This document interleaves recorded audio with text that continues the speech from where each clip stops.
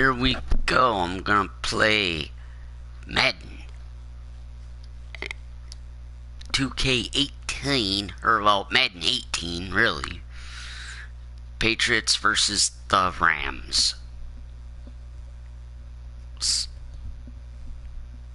We'll see who wins. Let's get the game on.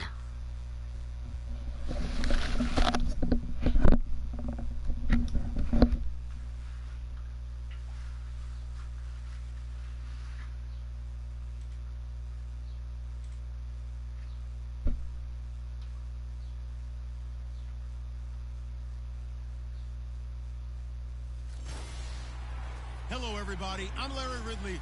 Welcome to the NFL on EA Sports. In today's matchup, we've got a pair of wide receivers who certainly want to be targeted throughout the game. It's Cooks' Rams going up against Edelman's Patriots.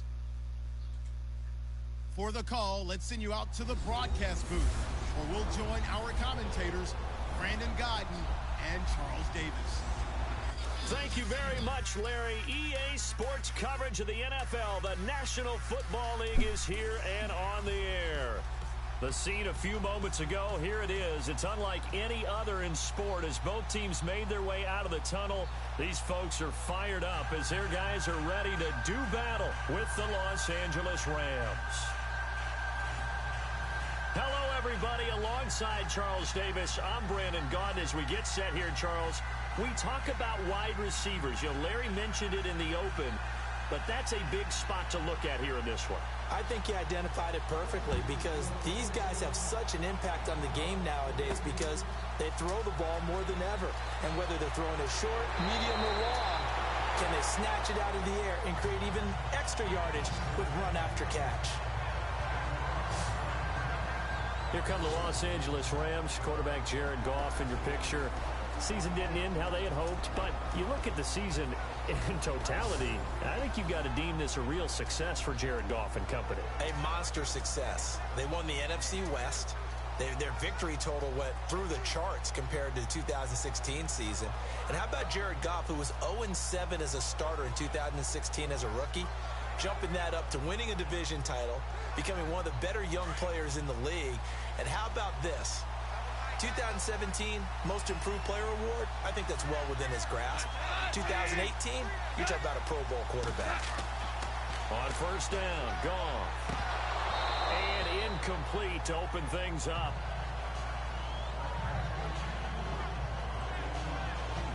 The offense on your screen now, and Todd Gurley on your screen. That is the back of the present and the future. And what an amazing return for him from a knee injury his last year in college at the University of Georgia.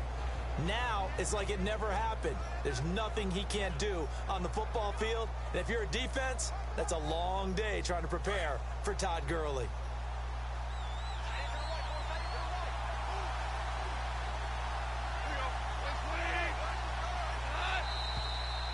And now some motion before the snap. And this will be our first penalty of the night's proceedings. Offense. That's going to set him back 5 yards. Still second down.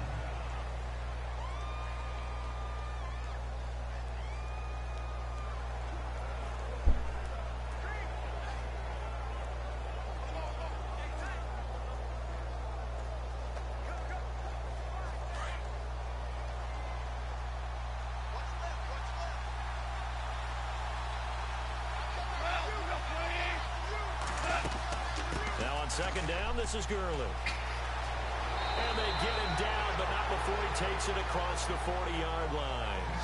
He goes for 18 there as the drive will continue. Boy, Charles, Todd Gurley finished the year with a bang. And even though they lost the Falcons, he was over 100 yards in that game. Weeks 15 and 16, he was fantastic. A comeback year for him, wasn't it? It certainly was because we saw him explode on the scene as a rookie in 2015. 2016 just never could really get started. We didn't see the big runs. Heck, we didn't see a 100-yard game out of him. So when you look at this season, brand new offense, new way of doing things, but the biggest thing, offensive line, Andrew Whitworth at left tackle, Roger Saffold able to settle in at guard, his best position, and John Sullivan, the new center. That gave him a line to work with, and boy, did he take advantage of it. Well over 1,300 yards rushing, caught the ball well out of the backfield, a definite candidate for MVP in 2017, and I would say in just about any season he plays going forward.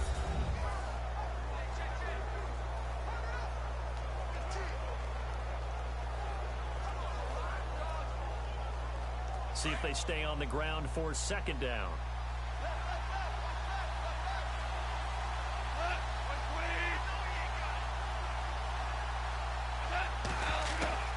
A shotgun snap for Goff.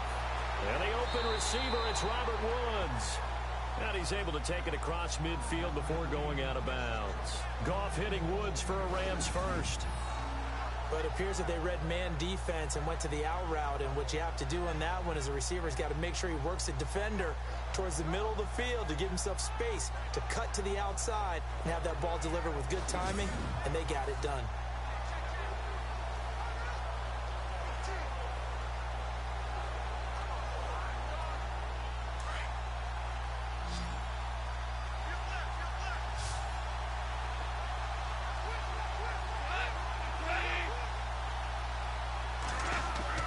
They go play action with Gurley. Now Goff. It's hauled in by Brandon Cooks. It's a pickup of 16 there, and it'll lead to a new set of downs.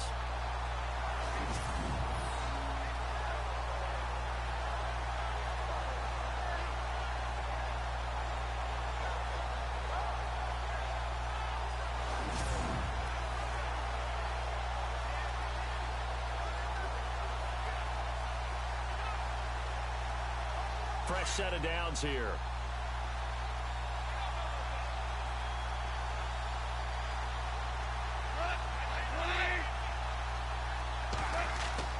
A play fake to Gurley. Now Goff.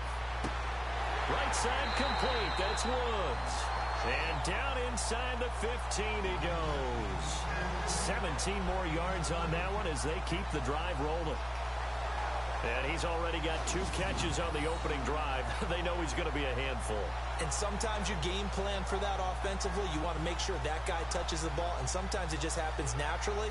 And then you change your game plan. When he has the hot hand, you keep going back to him because he's running routes with confidence as the game goes on. And here comes play number 6 on this drive.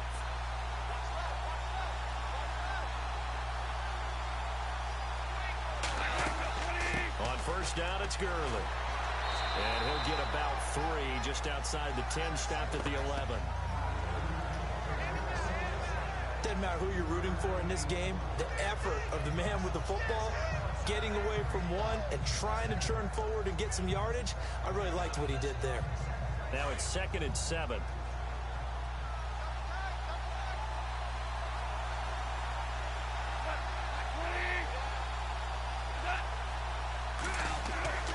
Goff now looks to throw. He's going to dump it off to Gurley. Oh, and now he bowls him over. It's a good gain of 11, sets him up 1st and goal. Well, he did everything but get him in the end zone there, but now they're set up golden opportunity, strong opening drive, and they're knocking on the door. And the way that they did it, now look where they are on the field. All right, this is naturally set up for a running play, isn't it? But with his ability to throw the football, his accuracy on this drive, you might want to think about a pass play in this situation. Interesting. Time to find out.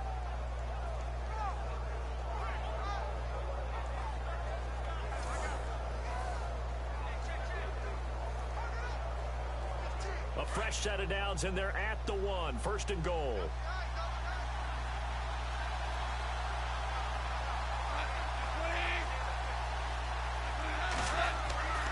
They'll try and push it in with Gurley. And after the good gain last play, this time they say, as he's going to be stopped behind the line of scrimmage. Now that was a terrific play. We're down here near the goal line, and only one word comes to mind for me, and that's overwhelmed, because they absolutely overwhelmed the offensive line. He came free and made the hit in the backfield.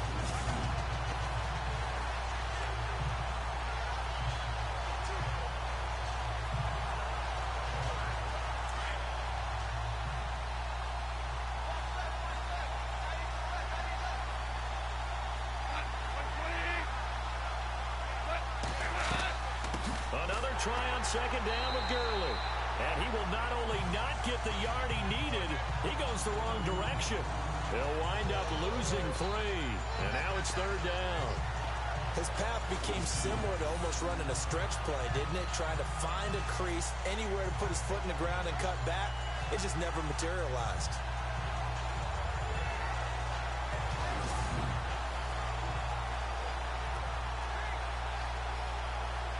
They've been stuffed twice here for losses. Now it's 3rd and goal.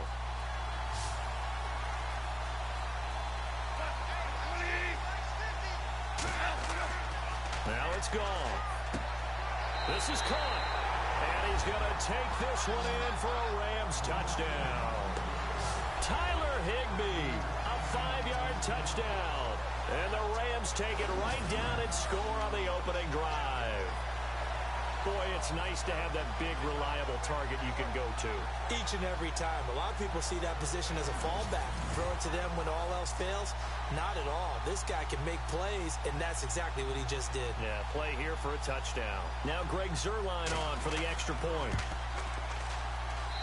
It's up, it's good, and the Rams take a 7-0 lead. So that one a long 11-play drive. And it winds up with a touchdown for Los Angeles.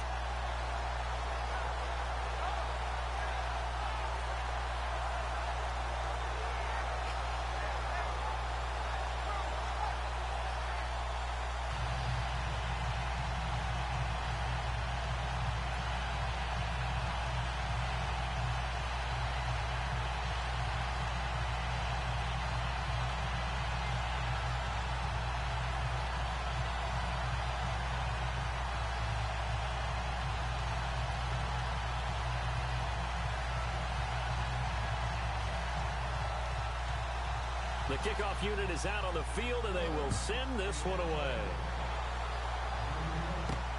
On the return, here's the dangerous Cordero Patterson. Uses the stiff arm.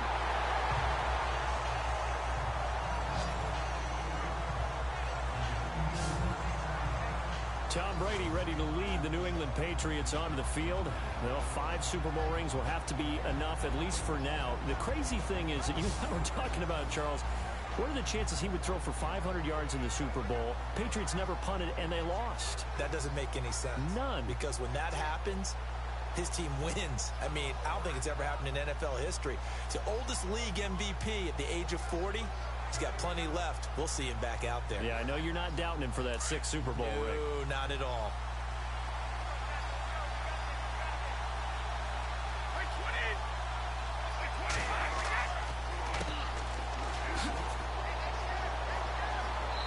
And they will stop him after a fairly minimal pickup. Give him a couple on the carry there. 2nd and 8. And we roll now on the offensive starters, and everybody always loves to talk about Gronk. And wouldn't a lot of teams love to redraft right now? This guy went in the 2nd round. Yet no matter what, you've got a game plan for him when you're opposing him.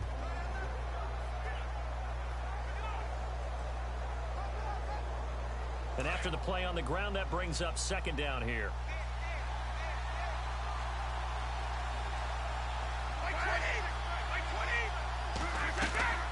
They'll run it now out of the gun. And they take him down, losing yardage back at the 27. It's a loss of 2, now 3rd down. And when it comes to the running game, the New England Patriots, they're one of the few teams in the NFL that I don't think care much about balancing things out. Last year, to your point, 5th in passing yardage, number 30 in the run game. What they want to do each and every week is make a game plan based on their opponent, not so much their own personnel, and they try to attack that way. And on 3rd down, a nickel formation here defensively.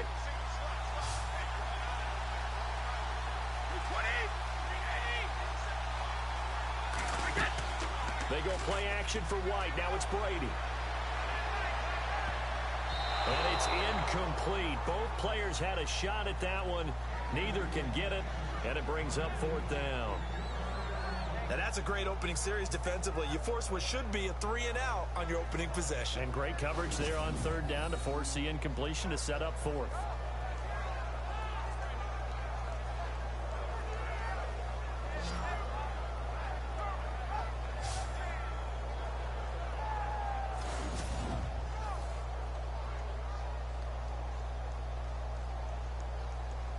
On fourth down, on now is the lefty Ryan Allen to punt.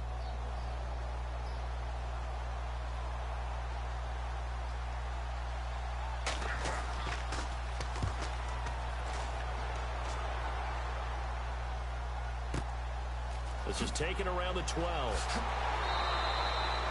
Give him 11 yards that time on the return. And the Rams will go on offense here with a 1st and 10. Before the offense changes hands here, let's look back at the Super Bowl February 5th. What a game. I know you were there calling it offensively, though. Impressive on both sides. It certainly was, and let's face it, if you're in Minnesota, it's cold outside, but you talk about the offenses, they heated up in a big way. And how about Nick Foles? The backup quarterback turned MVP. 373 yards, 3 touchdowns, and, of course, the big one receiving on the Philly special. Quite a story. And as you and I were talking about off air, it was just a fluid game. Not a lot of penalties, just really clean play. Exactly the type of game the NFL needed for the audiences at home watching the game and, of course, people in attendance. A really well-played game. They'll start out on the ground with Gurley, and he'll go down right at the 30-yard line. It's a 7-yard carry to set them up with a 2nd and 3.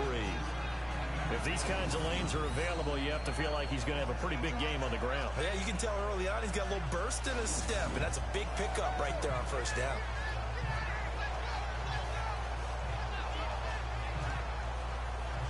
And the offense still has a couple plays to go to pick up the 1st on 2nd down and 3.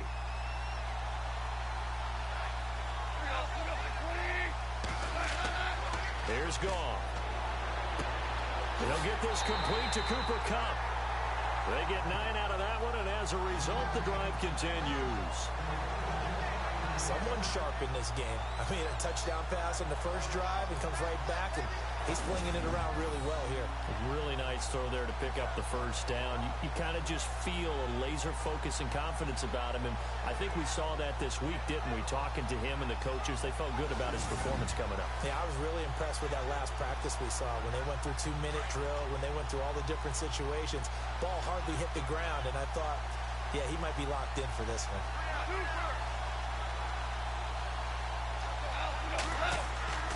Now Goff will hand this one to Gurley. And he'll muscle his way up to the 43 for a pickup of right around 5. Well, they're making an effort to get the ground game going tonight. So far, it's working. I like what we're seeing from the offensive line. They seem to have the leverage going and are controlling things and reestablishing the line of scrimmage, moving that defensive front backwards. We also like what the runner's giving us, too. It appears that he's been waiting all day long to get out here and take off. To throw on 2nd down is gone. Toward the sideline, he will have the 1st down. Good catch. He was able to keep the feet in bounds. It's a 7-yard gain there, and it's good enough to move the chains. Let's make this one simple. What a catch, especially the finishing part of getting his feet in bounds, toe tapping, and, of course, foot dragging. A little tapestry, if you will. Oh, I like it.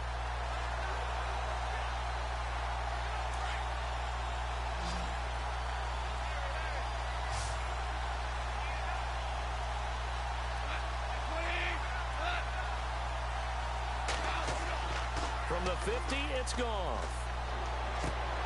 And Cooks has it over the middle. And he's brought down. A really nice pickup of 14 yards, and it moves the sticks.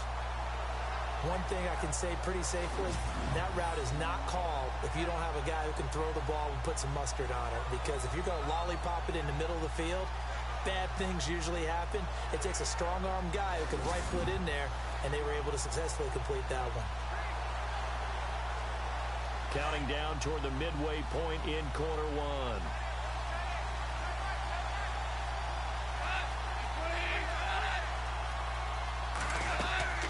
Back to the ground game here. Gurley. And able to push his way forward here for a good little gain. 5 yards on the carry. Good pickup on 1st down. Getting had a ton of success here so far, but you get the feeling that he might be on the verge of popping one. Yeah, even on that one, there was a little bit of a hole, but it closed there quickly at the end. And here comes play number 6 on this drive.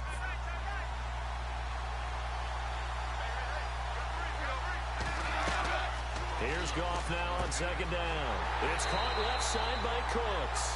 And he'll be brought down at the 21, just shy of the 20 in the red zone. 9 yards on the pickup there, and it keeps the drive alive. Had the offense humming on the first drive. Not much has changed here on drive number 2. No, and I think a lot of times confidence just really kicks in for a team. They may have been confident going into the game, but once you prove it on a drive, it's hard to get out of that mindset, isn't it? And look, let's face it, we can always lock in on the skill position, guys. For those big fellas up front, they're really making this offense go early in the game.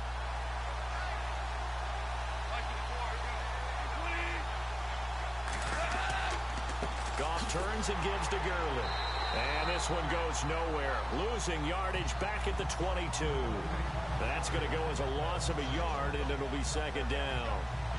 Wow, that play got shut down in a hurry. As soon as the snap came, you could see defensively they were just closing in. That was going nowhere. Yeah, you count on your offensive line to give you a little bit of space, a little bit of time so you can make a move. There was none there for him.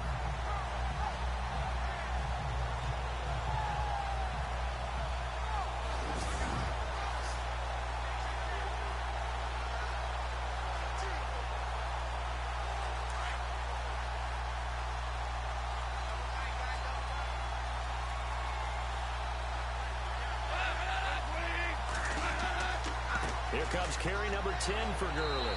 And they'll get him down right about the 20. Give him 2 on that run, and they're still left looking at a third and about 9 to go. In order to play really good run defense when you're playing a 3-4, those 3 guys up front, the nose tackle and the guys they call the defensive ends, they're usually big, big people because they're going to have to eat up a lot of blockers because it's usually 5 on 3.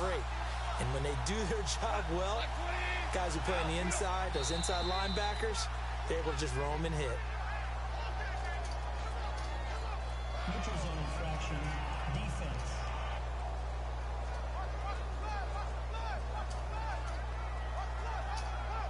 Jumpy on the right side of the line. Sometimes when you're on the end, a little bit farther away from the ball, any type of movement will get you to jump, and that's exactly what happened there.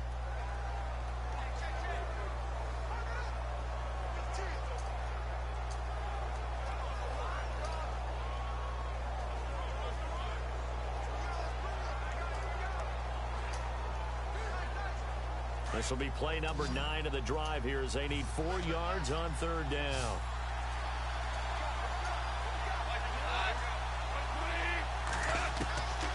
From the gun, here's Goff. That's going to be caught at the 10-yard line. And he won't have the touchdown, but he will have the first down as he's tackled at the 2. They're able to convert on third down, and that sets up a first and goal. A lot of tight ends just use their size and their strength, try to occupy some space and kind of body people away and catch the football. But not this guy. He's a refined route runner. Makes me wonder if he took some dance classes in his background with his footwork. And the offense readies for play number 10 of this series. They come out with 1 back and 3 tight ends. Now gone. And he'll get into the end zone. Touchdown, Rams. Tyler Higbee with his 2nd touchdown in this opening quarter. And the Rams add on to their lead. Still first quarter, 2 receiving touchdowns for him. How are they going to slow him down? I think they're thinking about altering their game plan. Whatever they came in with, now maybe you switch a better cover guy to him. Or you make sure you have more people in his general area wherever he lines up to at least try and discourage them from throwing the ball to him. Now Zerline on to add the extra point.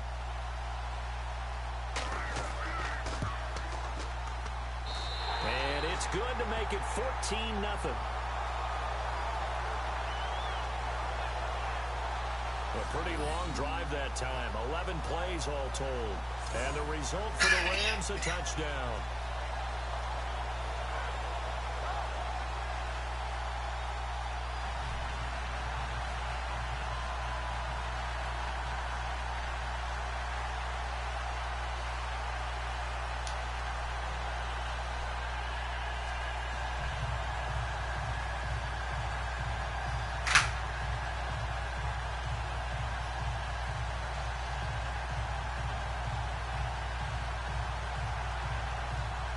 The kickoff team on the field now as they will send this one away. Fielded about a yard deep. And he'll take this up past the 20 and down at the 22-yard line. I want to give a hat tip real quick, Charles, to J.J. Watt before the possession switches here. Walter Payton, NFL Man of the Year. They totaled up how much he helped raise for hurricane relief, $37 million. Incredible. Hurricane Harvey, which really hit the Houston area in a big way, and his original goal was $200,000. So congratulations to J.J. Watt and all the people who participated. And Greg Olsen of the Panthers, Benjamin Watson of the Ravens, both tight ends, also nominated and finalists for the most prestigious award as determined by the NFL, the Walter Payton Man of the Year Award.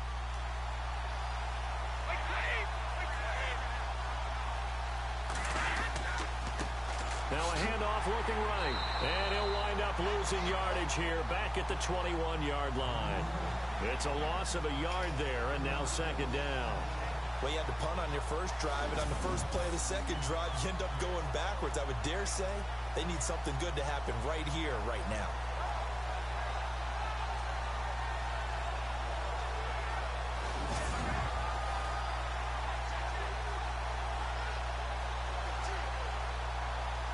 A little bit of ground to make up for the offense as they face a 2nd and 11.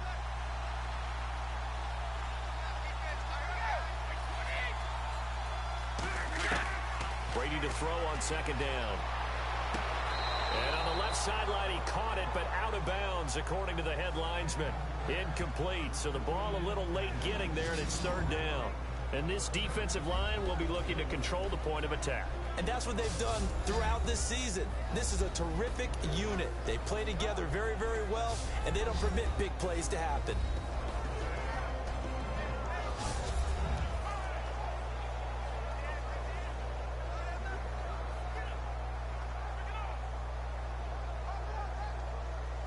The Rams go nickel here defensively on third.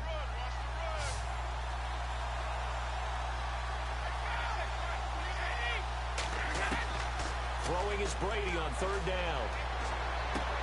Out to the flat. That's complete to his running back. A gain of 4 on the play, and that's going to make it fourth down. Well, the good thing about covering any game I do with you is I know that there's no problem with rhythm. Now, what we're watching offensively, a little bit of a problem there. Yeah, punt on the first drive, looking at another one here. Just a little slow. And, you know, they were talking about a fast start, but that hasn't been the case. Yeah, and let's face it, any team we cover always talks about a fast start. That's true. But it's not necessarily going to happen just because they say so. And whether it's the script, whether it's, you know, just what they're going through, whether they're seeing different defenses, they're going to have to figure it out as this game moves on. So possession goes over here on the punt. And possession will switch hands, 1st and 10. And now trotting back out with the rest of his offensive mates, the big tight end. And what can they do to better account for him? Because they haven't accounted for him well so far, as we see here on your screen. They may have to draw up coverages they haven't run so far. They have to create something on the fly because he's beaten everything. And when you watch this game unfold, you keep thinking to yourself, is it 2 men, 3 men, maybe even a 4th guy may have to go and account for him. But right now, he's shredding the defense. Yeah, 2 touchdowns, over 100 yards.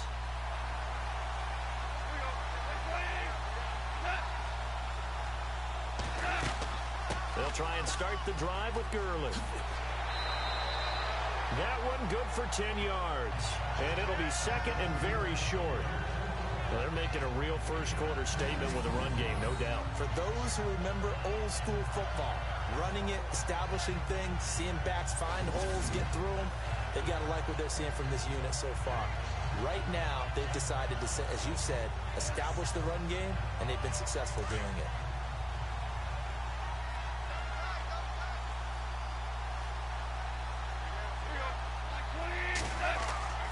Play action. It's Goff. Oh, nearly picked. And maybe lucky there. This guy doesn't drop many defensively. Third down. You're down 2 touchdowns. You just know defensively you absolutely have to come up with a big play. That nearly was one right there. Looked over at the sideline immediately after the drop and just saw the dejection. They felt it. They thought he had it. Unfortunately, couldn't come up with it.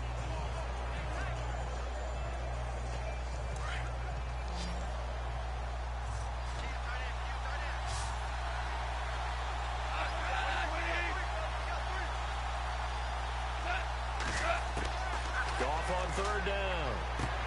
This is caught. It's Cooks. And he's finally taken down, but not before getting across midfield and across the 45-yard line. It's a gain of 20 and picking up the first. A pretty sizable deficit here in the first quarter. This defense probably need to get off the field in those situations on third down. And you and I both know in this huddle before that last third down play, that's exactly what they talked about. Let's make a play. Let's get off the field. Let's reverse the momentum. Instead, they got hit with another first down, almost back to the drawing board.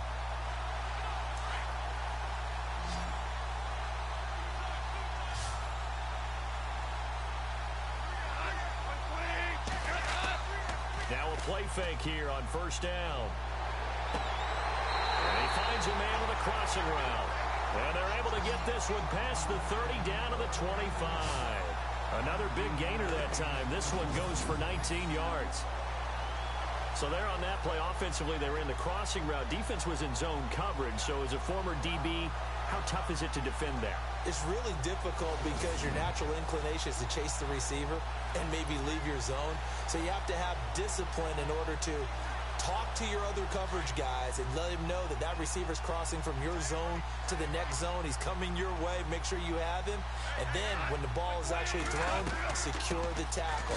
When they're moving on crossing routes, if you miss a tackle, it usually results in a big play. Another nice gain, 13 yards that time, and another first down.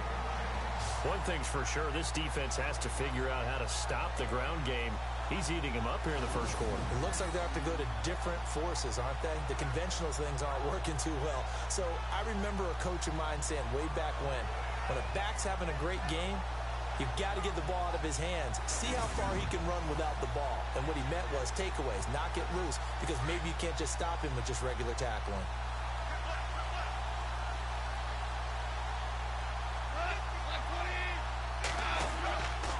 Gurley again here on first down. And he's going to take this one in for a Rams touchdown. Todd Gurley, a 13-yard touchdown run. And the Rams add on to their lead. Well, Brandon, if we go back to our meeting with the offensive coordinator, he showed us his script. Didn't show us everything now. He said, here's the script for the game.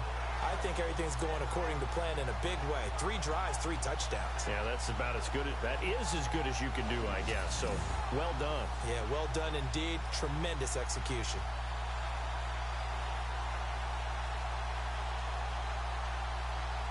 Zerline now for the PAT.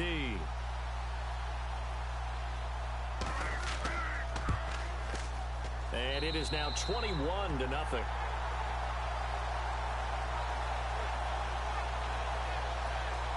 So that drives 6 plays, 75 yards. And it's finished off by a Todd Gurley touchdown run.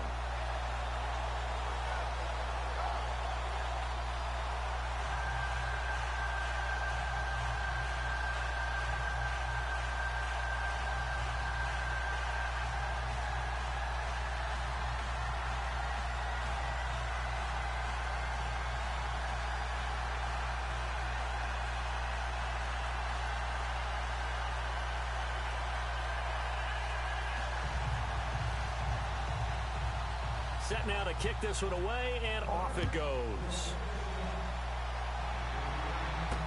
This fielded a few yards into the end zone. Some might have returned that one. He won't. He'll go down to a knee, and they'll start the drive from the 25. The runner-up New England Patriots offense back onto the field. And I wanted to get your thoughts on the offense for this crew as they go into 2018. How do they stack up, Charles? Typically, New England, pretty darn stable. One of the goals going into the offseason was to try and hold on to running back Dion Lewis, because coupled with James White, that's a heck of a tandem. Of course, the big fella, Gronk. You know, you find him another all-pro year in 2017. And remember, before 2017 began, they picked up Brandon Cooks in a trade at wide receiver. That paid off in a big way. He had his 3rd straight 1,000-yard season in the NFL.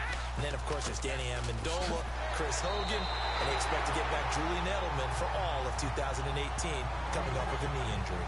They give him 4 yards there. It'll be 2nd and 6. We haven't seen much from him running the football here in this first quarter. No, you're right about that. We haven't seen much of him at all so far. They've stacked him up pretty well, but when you're trying to run the football, sometimes you got to play the long game. Keep handing it to him, and some of those runs that aren't working now, they turn into 6, 7, 8, and maybe more later on. On second down, here's Brady. To the sideline, and it's caught, but boy, he's out of bounds. Now, they tried to get him into space coming out of the backfield, but it'll be third down. And there's a good opportunity that just went awry there, a drop pass. I guess that's why they call them running backs and not catching backs.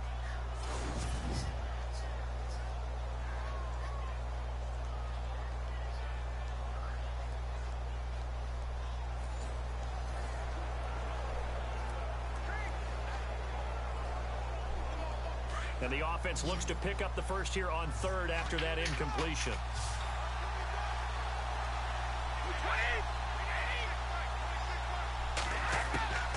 Shotgun now for Brady.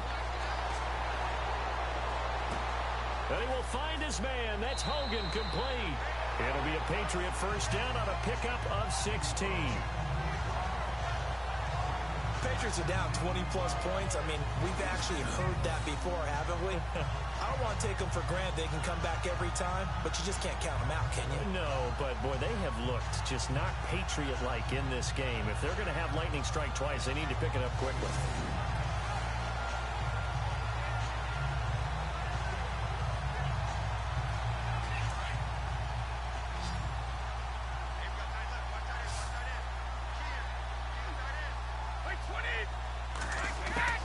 They go play action here on first down. And that's going to be too high, out of bounds and incomplete. Josh Gordon, the intended receiver, and that'll bring up second down. Let's face it, perfection is something we all chase, whether it's playing this game or whatever we do. Hard to attain, but that's what they were searching for as that pass goes incomplete.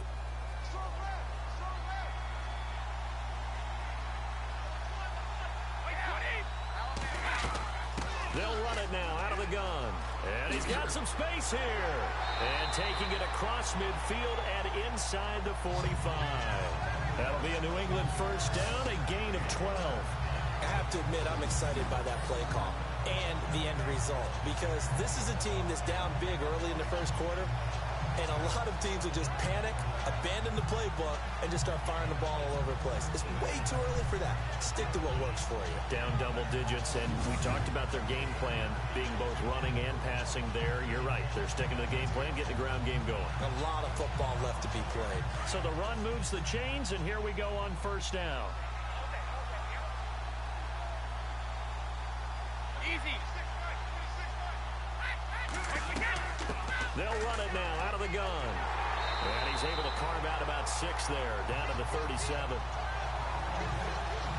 When you're down early, how do you get back in the game, maybe establish the run? I think they're trying to do that. Now, I'm with you on that one, and what I like about the message is that there's no panic from the head coach. He's already told his offense coordinator, let's run the football, let's get things settled down a little bit, and find our way back into this game.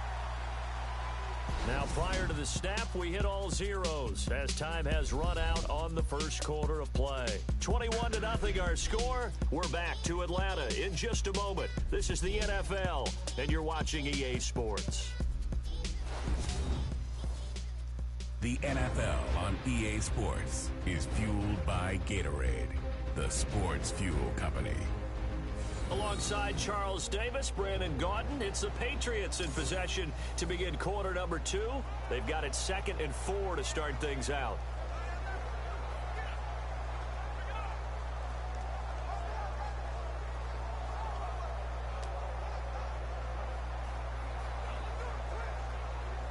And here comes play number 6 on this drive.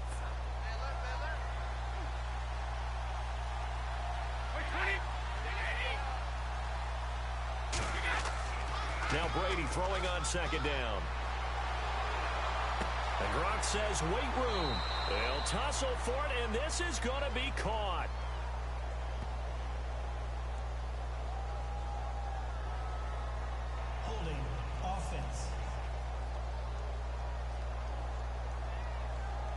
That's a good chunk of yardage. It's going to be canceled out. And we always talk about hidden yardage in a game.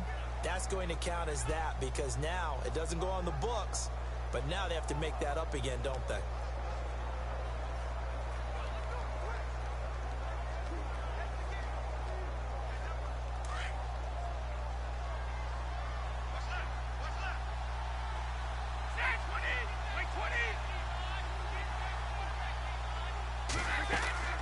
They'll run it now out of the gun. And just a short gain that time as they're able to get him down. 3 yards on the pickup there, but they've only got it back to 3rd and 10. I do know from experience that when you slow down someone's running game, you're now doing the dictating on defense. And guess what? Now you're getting ready to tee off on their quarterback because they have to throw it all the time. But you still have to be alert for the draws and other plays of that nature and make sure you don't get hurt.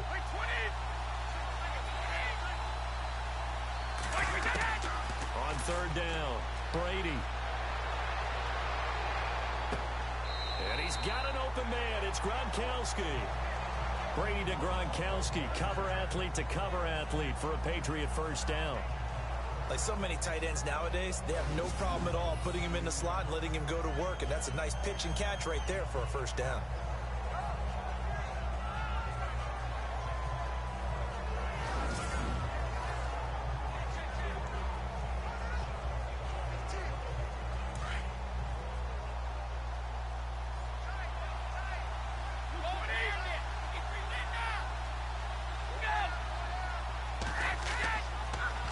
Now they'll run it on the toss. He spins free, and he'll lose yardage. Brought down at the 32. It's a loss of 2 there, bringing up 2nd down. With the struggles we're seeing up front for the offense today, they've got to think about changing up their play calling. Some screens, some draws, some quick-hitting plays in order to try and supplement the run game. You don't totally abandon it, but you try and give it a little bit of help.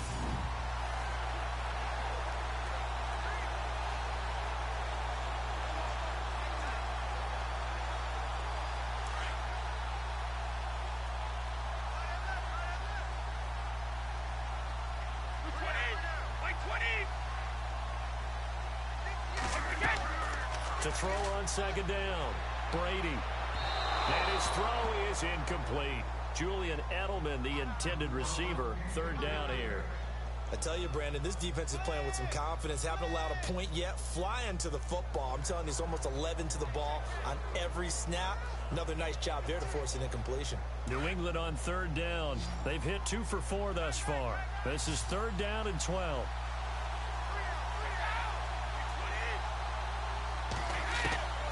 Working from the gun, it's Brady.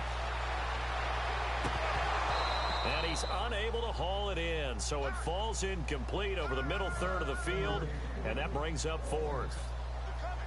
Some of the fans here don't seem too happy about what we've seen in this first half. No, not at all, and I understand why. They've looked lethargic, out of sync, and it shows on the scoreboard.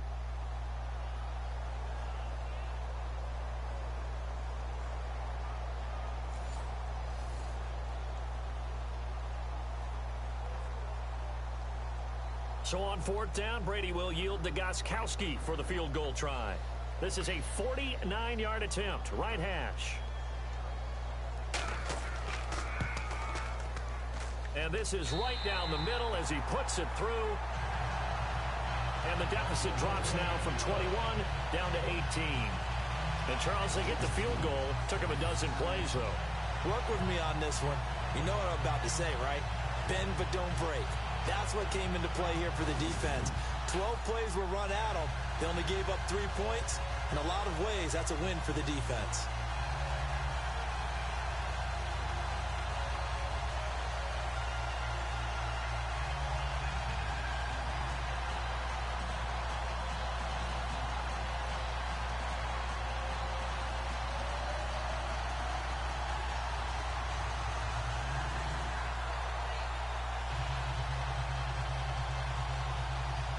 Gronkowski now converted for 3. Now he'll kick this one away.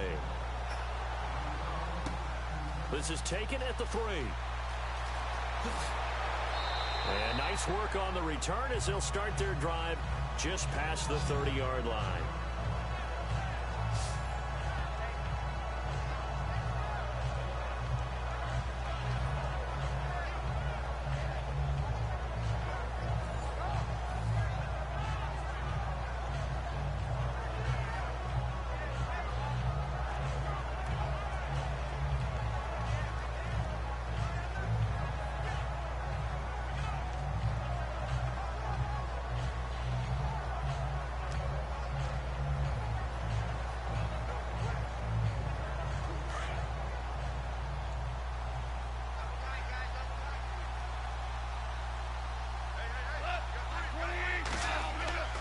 Now a play fake, and it's gone.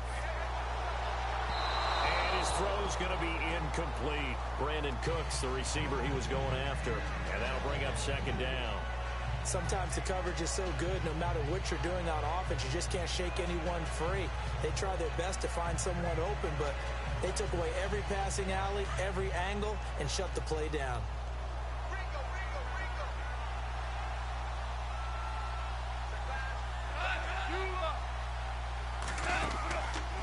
From the pistol, it's Gurley.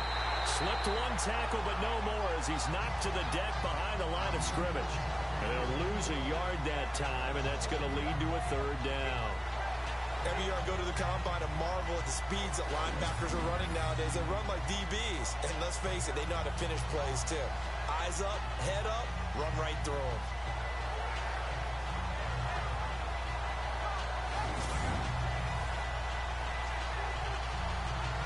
The Rams on third down. A perfect 3 for 3 as they look to keep that streak going. This is 3rd and 11.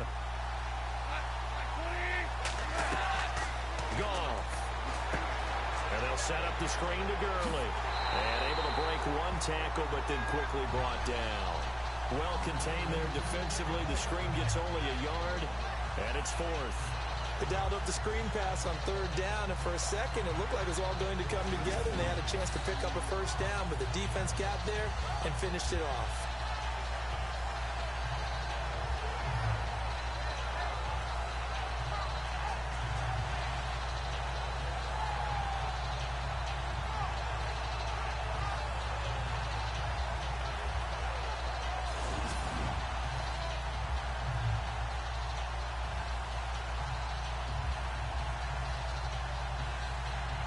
So on 4th down, here's Johnny Hecker to punt it away.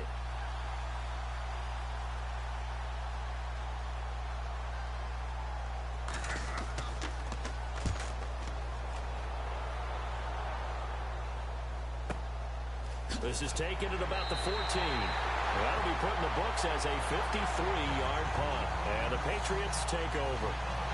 There again is the running back as he trots onto the field. He's had a good chunk of carries. Problem is for very little success. I don't want to put it all on his shoulders, but that's a big reason they're losing right now. Have to be very careful that he doesn't start pointing fingers. Offensive line obviously trying. The defense is doing a nice job against him today. When it's all said and done, it's all about the guy in the mirror. He has to get it done better going forward. See if he can look and do some soul searching now.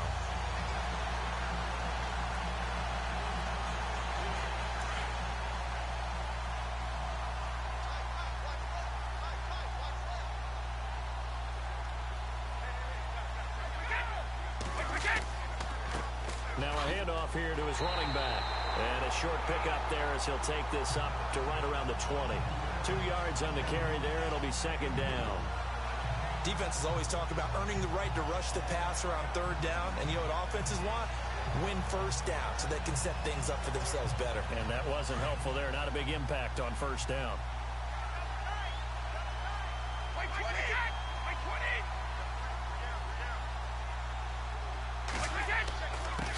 And to give this time to the tailback.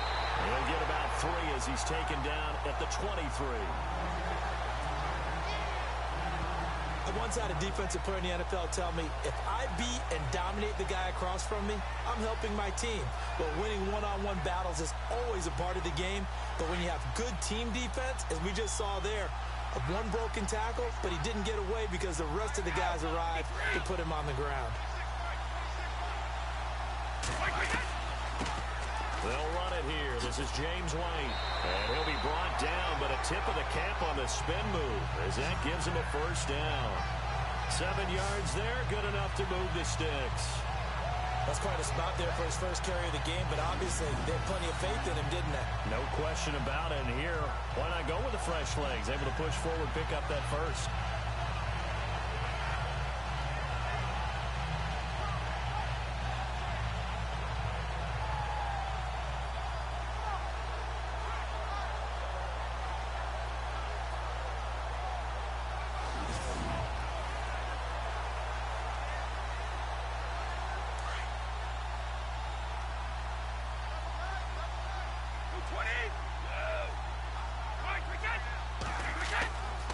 1st and 10. Here's Brady. Allen's got it over the middle.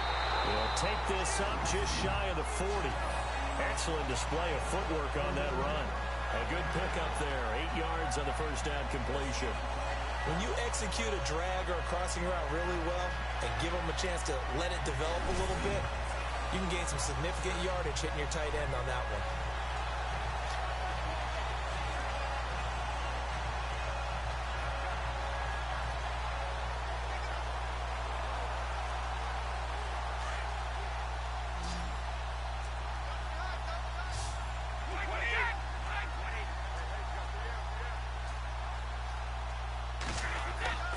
Now a play fake. Brady. And the hit jarred it loose. It's incomplete. Let's face it, if you want to get back into the game, these are the kind of throws you got to hit. He's wide open right there. Got to be able to get it to him, don't you think? And those are the throws that haven't been available to them every time he's dropped a pass. Yeah, that's a big miss. New England on 3rd down. They've hit it 50%, 3 of 6 to this point. This time they face a 3rd and 2. Brady going to try and throw on 3rd down. Looking for Gronkowski, and he's got him complete. A gain of 19 and picking up the first. Ah, yes, Brady to Gronk. You think these two are in sync? Without a doubt. And look, they both understand what they can do for each other. Gronk knows if he gets open, the ball's going to be there. And Tom Brady knows what a great security blanket Gronk is. When all else fails, you find big 87.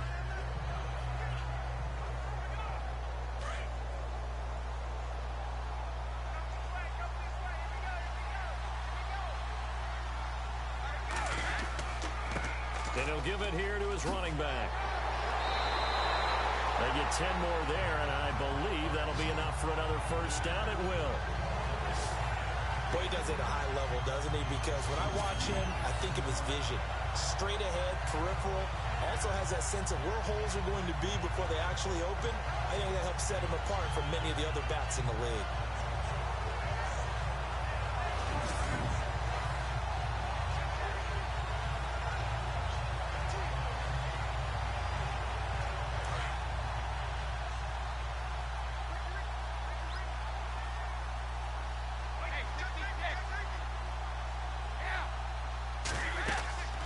Play action. Now it's Brady. And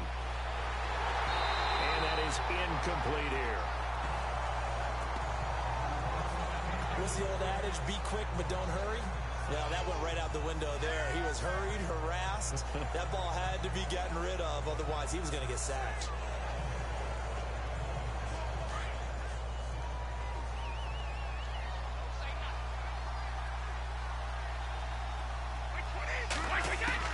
Looking back to the air on 2nd down. It's Brady. And right side caught Hogan. And he'll be brought down at the 27-yard line. That catch good for 5. It's 3rd down. When you see zone defense and you know you've got a drag route on as your primary call, you've got to be really careful as a passer about how far you let your guy go because he might wander into some tough coverage. New England on 3rd down. They've hit 4 of 7. This will be 3rd and 5.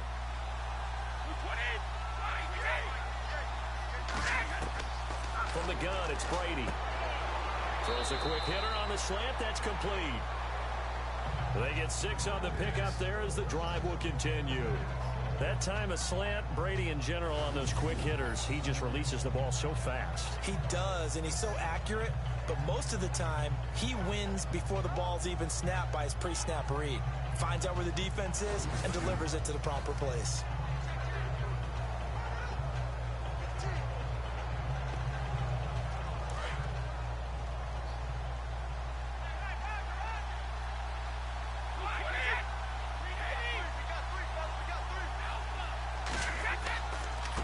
Now a handoff here to his running back. And not much to speak of there. Maybe a yard down to the 20. Well, if the coaching staff's doing a good job upstairs, they'll file away what they just saw from the defense right there. They sold out to stop that running play. I'd say keep that in mind. They want to try that again. Go play action, hit them over the top.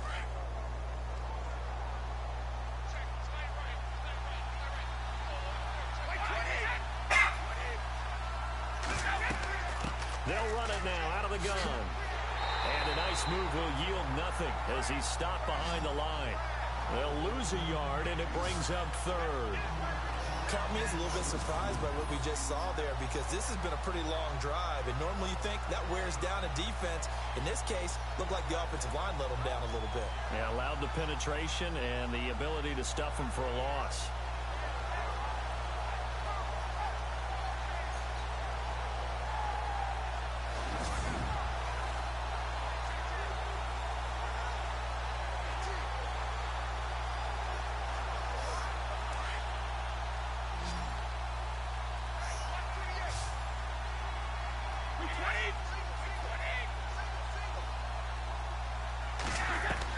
They go play action for White. Now it's Brady. And they're going to get him. He's sacked back around the 28. Samson Abukum in there to drop him for a 6-yard loss, and that'll lead to a 4th down. And there they bring pressure from the inside, and they get home. Yeah, hard to block everyone, isn't it? And on this play, someone did not get blocked. He's the one who got home.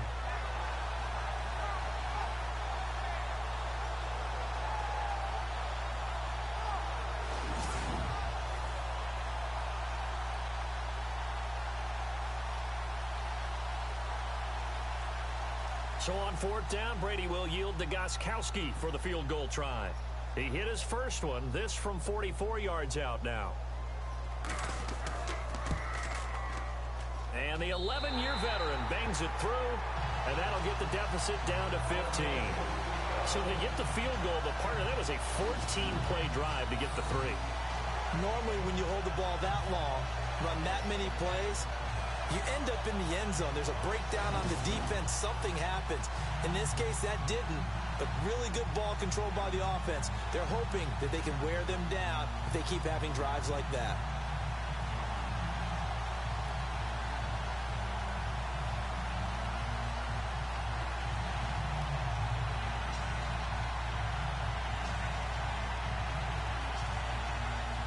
Gostkowski now converted for 3. Now he'll kick this one away.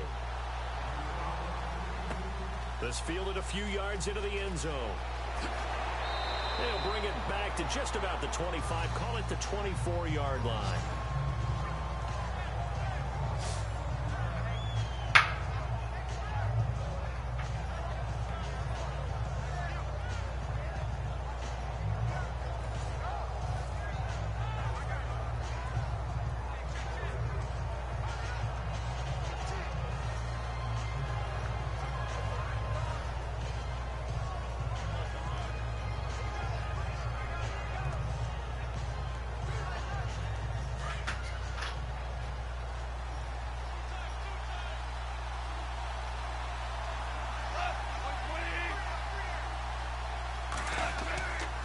Play fake to Gurley. Now gone.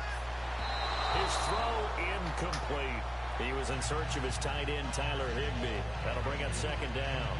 Let's face it, you can run the route tree as many times as you want, get in sync, practice it, do all those things. But once you get to game speed, it doesn't always time up quite that well. That one goes incomplete.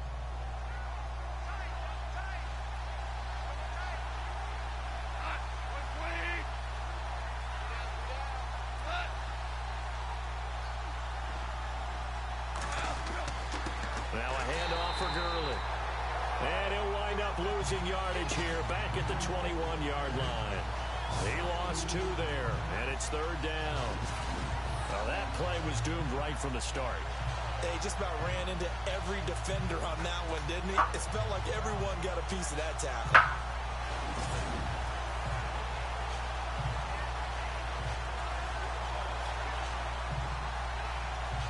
The Rams on 3rd down. They've been good. 3 for 4 thus far. This is 3rd down and 12. Now Goff. It's incomplete. Took a shot, couldn't connect. Definitely worth taking another deep shot here. He's already found the end zone twice here in the first half. Yeah, go back to that same well. They've had trouble containing him, but able to contain him on that play. Here's Johnny Hecker now. On for his 2nd punt. He'd take a repeat of his first.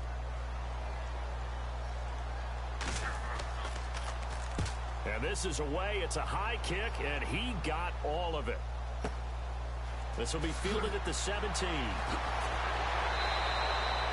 So a change of possession here on the punt. And out will come the offense as they take over. Julian Edelman and the rest of the offense back onto the field now. Hasn't had his best day to this point here in the second quarter, and they're losing. You got to think, though, that also means that maybe the defense doing a good job on it. There's two sides to that coin. I would agree, so you have to give them credit, but that means you've got to find a way to beat that defense and make sure one of your top playmakers touches the football and has an impact on the game. Change formations, change where he lines up, put him in motion. Anything possible to shake him free. Maybe that greater impact comes here on this drive.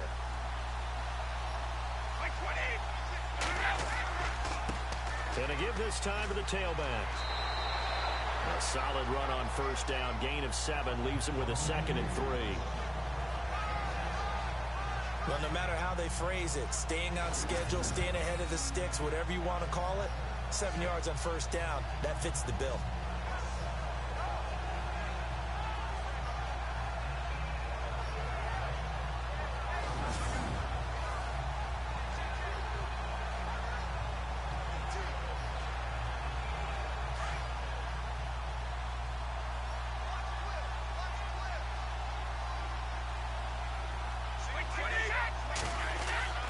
Looking to throw on second down.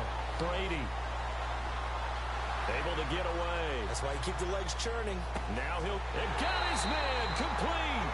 And he's going to get this down to the 35-yard line. Give him 30 yards there. Great patience in the pocket. Of course, it's easy to be patient when the protection's good, and it was. Yeah, you got to pat those guys on the helmet and say thanks because they gave him plenty of time to stay back there, survey the field, go through the reads that he wanted to, and deliver the ball accurately. That was really well executed.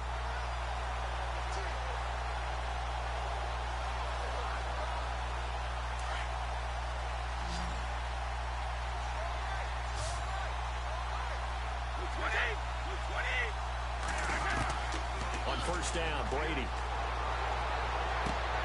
Wide open, Gronkowski. 11 more on that one and another first down. They really love to get him into one-on-one opportunities, and this is one way. Work him out of the slot and create a mismatch. Who's going to cover it? Corner, safety, linebacker? He's got a way to beat all of those positions.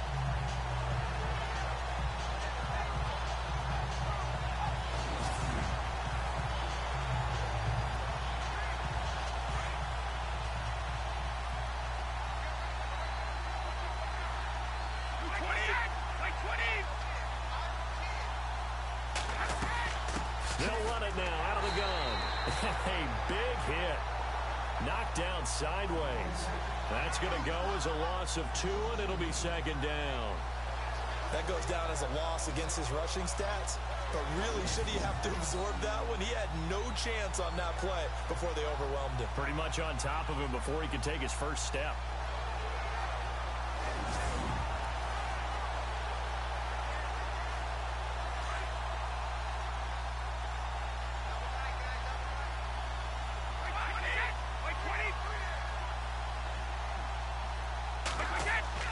On play action, it's Brady. And out of bounds all the way down at the 2-yard line. 23 yards on the play. Great footwork there, Charles, to dot the I, stay in bounds, get both feet in. He's probably thinking, though, man, I made a catch like that close to the end zone. I should have scored. Yeah, there's always a regret when you're that close to the goal line. But let's go back to what you talked about before. Getting his feet down. Would you say dotting the I? I can cross the T as well. That was excellent footwork to get in bounds and make a great catch.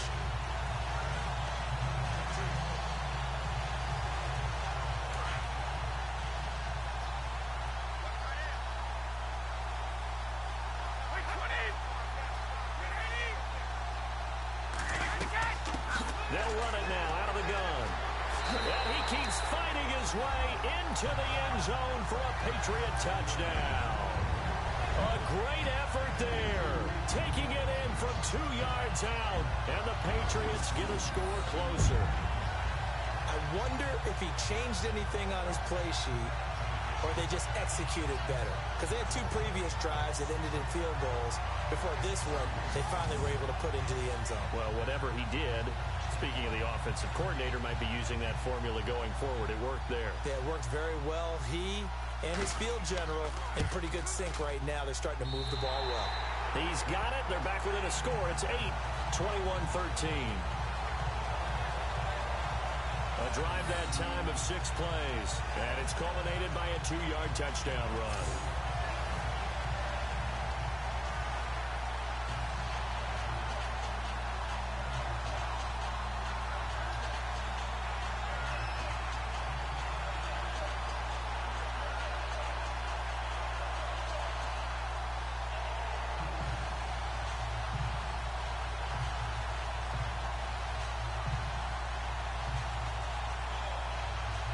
Goskowski now out to kick it away.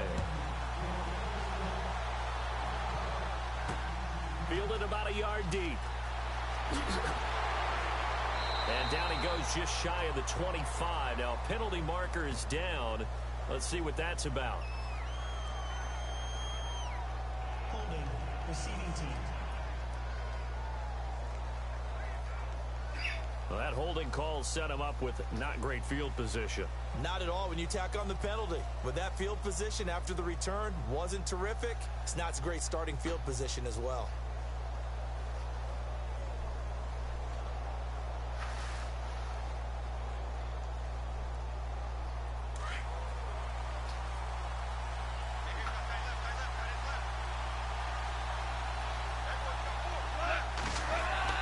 On 1st and 10, Goff. And his throw's going to be incomplete. Had an open man that time, but ended up putting a little too much heat on it, don't you think, partner? Absolutely. Just needed a touch more air under it. Instead, he fired an absolute bullet. And on 2nd and 10 now.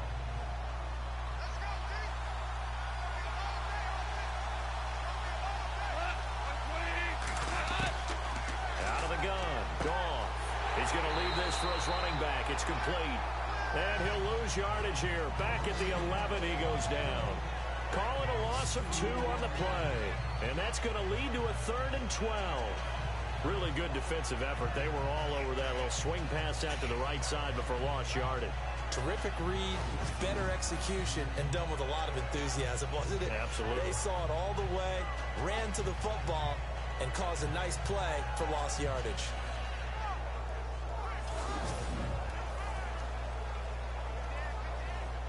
The Rams on 3rd down. They've converted 3 out of 5 thus far.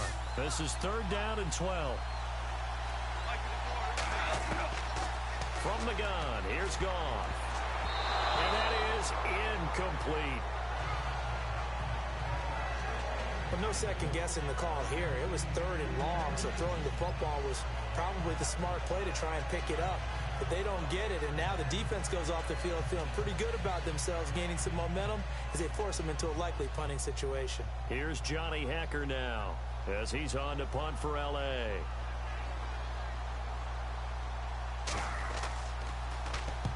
He's been a busy man here in this first half as he gets it away.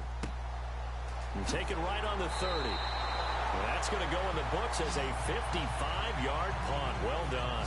And the offense will take over with a new set of downs. Julian Edelman gets ready to take the field again here on offense. A chance maybe here for them to get him more involved. They're down here on the scoreboard, and he's been very quiet. And the silence has been deafening for his team. They don't need that at all. They need fireworks. They need explosive plays. They need him touching the football in any way possible. Maybe you go to some jet sweeps. Anything to get him going. Yeah, something to get him the ball. We'll see if they can do it.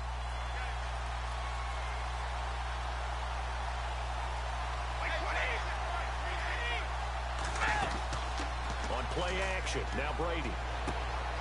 Wide open receiver complete. And he'll be taken down across the 50 at the 45 in enemy territory. 18 big yards on that one and a New England first down.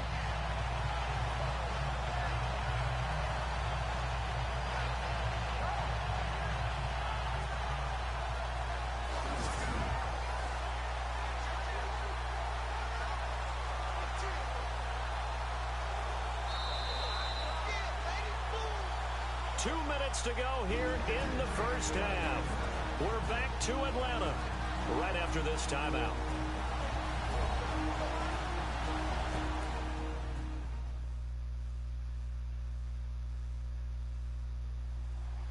We remind you that coming up in 2 minutes' time, we'll hand you off to Orlando, where Larry Ridley will have highlights and analysis of this first half of action.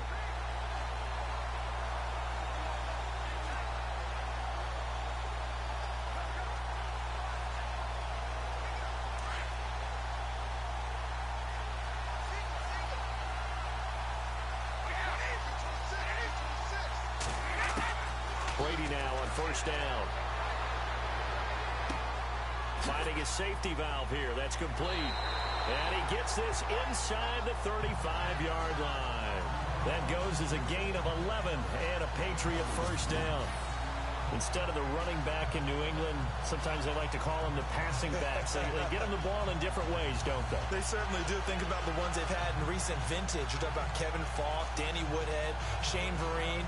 James White could have been the MVP in the Super Bowl if it wasn't for a certain quarterback that was on the field that day.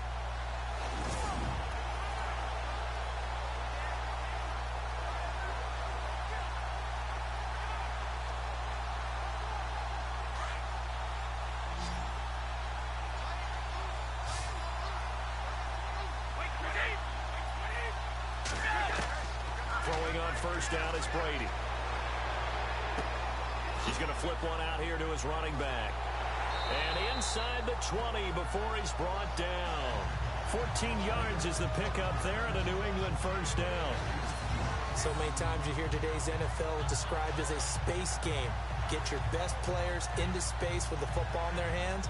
That's why sometimes you just swing it out to your runner, get him out in the flat, and let him have a chance to make people miss an open field.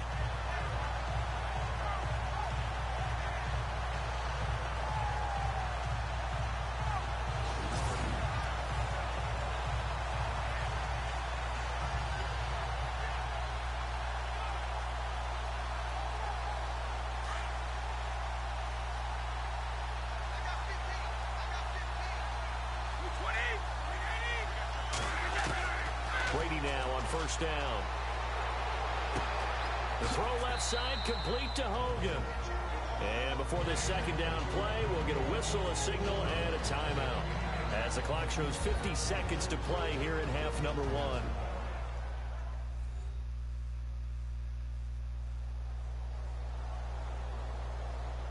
So the offensive unit called the TO, and now we are ready to resume play.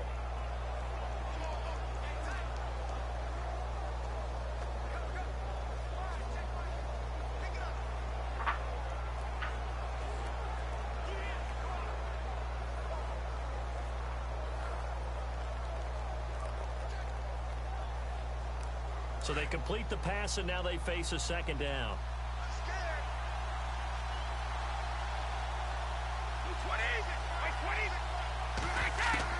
Now Brady again. Throwing for his running back, and he's got him complete. And he's in. Touchdown, Patriots. A great play there. He scored on the ground and through the air.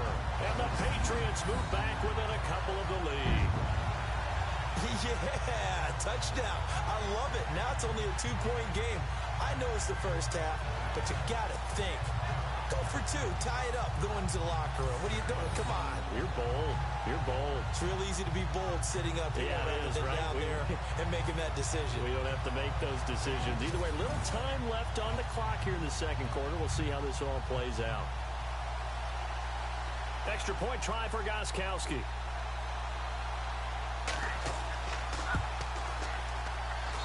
And this is now a 1-point game.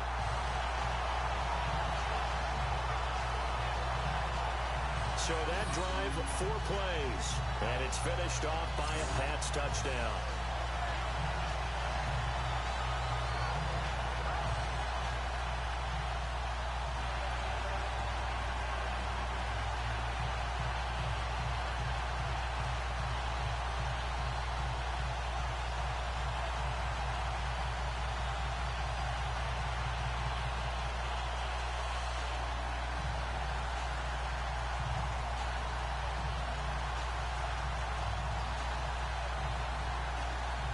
Gronkowski now out to kick it away.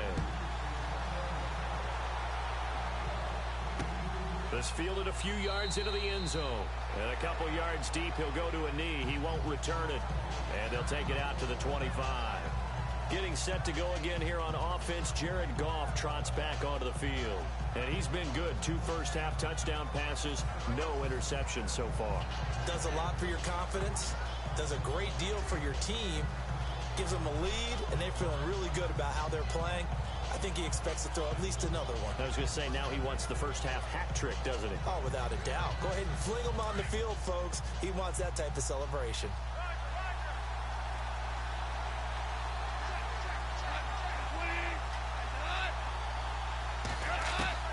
Goff on first down.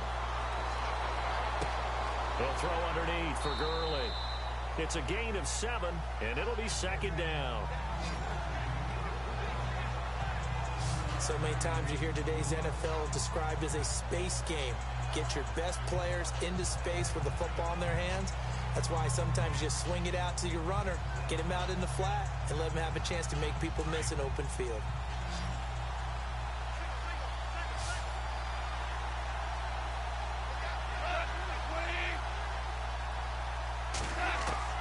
Here's Goff now on second down. Right side complete. That's Woods. And now before this first down play, we're going to get a timeout here, as the clock will stop with 34 seconds to go before halftime.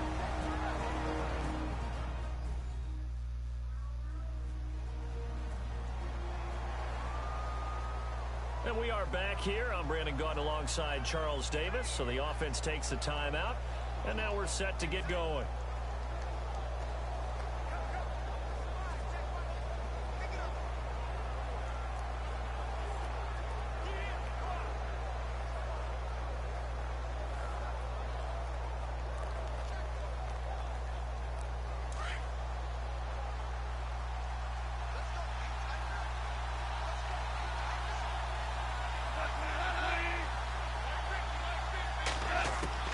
Now Goff on first down. Toward the center of the field, but it's incomplete. But not to get too overcritical there, because he knows what he's doing, but his shoulders looked a little off kilter there when he threw that. I don't think you're being overly critical there. You're just analyzing it, and he gets those shoulders right. That pass will go from incomplete to complete. Second down here after the incomplete pass.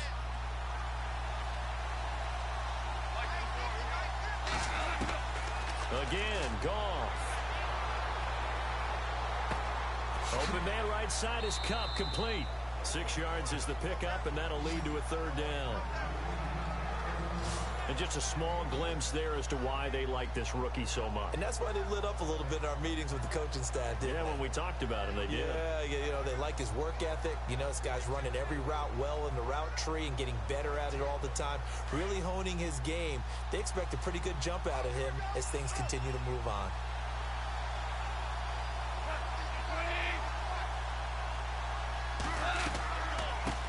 Third down, they'll run it with Gurley. Now whistles blow, and the Patriots are going to take another timeout. So that means they're down to 1 remaining here as we head toward halftime.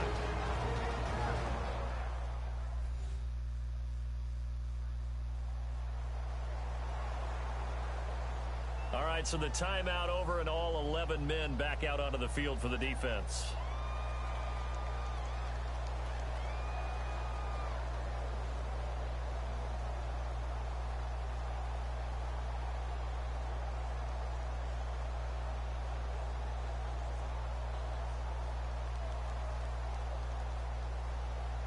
Here's Johnny Hacker now. He's been terrific so far.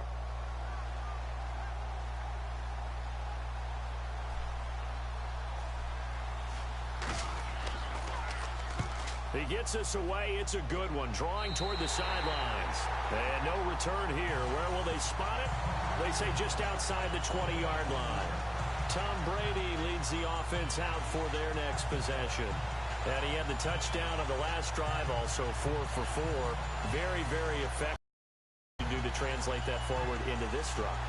Not think that what he saw in coverages last time is exactly what he's going to get again. He's got to play ahead and start thinking to himself, okay, We just did that. What are they going to take away now? What do we go to as a counter and continue to encourage his offensive line to continue to give him time? They were really good on the last drive.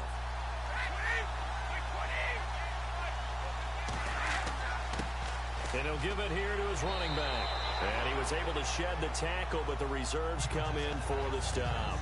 Give him 5 on the carry there, and it'll be second down. You know what really fires up offensive linemen? When the guy that is carrying the ball behind them can create his own space and break a tackle along the way. So we've reached halftime in a wild first half. We'll take a minute to catch our breath as we'll send you down to Orlando, where Larry Ridley has our EA Sports halftime report. Larry? Thanks, Brandon. Thanks, Charles. And welcome to our EA halftime report. I'm Larry Ridley. The Patriots haven't played their best football and trail because of it. The Rams have looked good on the road and will just try to keep the ball rolling in the second half. So here we go. Let's take a look at some of the highlights from the first half. Rams on their opening drive. Higbee's going to haul in the pass over the middle. And he capped off the long drive with a touchdown. Rams is up now by 7. Rams have it midway through 1. Here we get a quick pass and completion, and that is a house call. Lead now at 14. Down to late in the first. Goff's got the completion from the gun. And he ends up at the 44-yard line before he stopped. Rams now later on the drive. Gurley's going to stay inside after the handoff, and this 5-play drive goes for a touchdown. Down to late in the second. Rams up now by 21. It's going to be a run play here, and he caps off the 6-play drive with the score. Still late in the first half. This cuts the deficit to 8.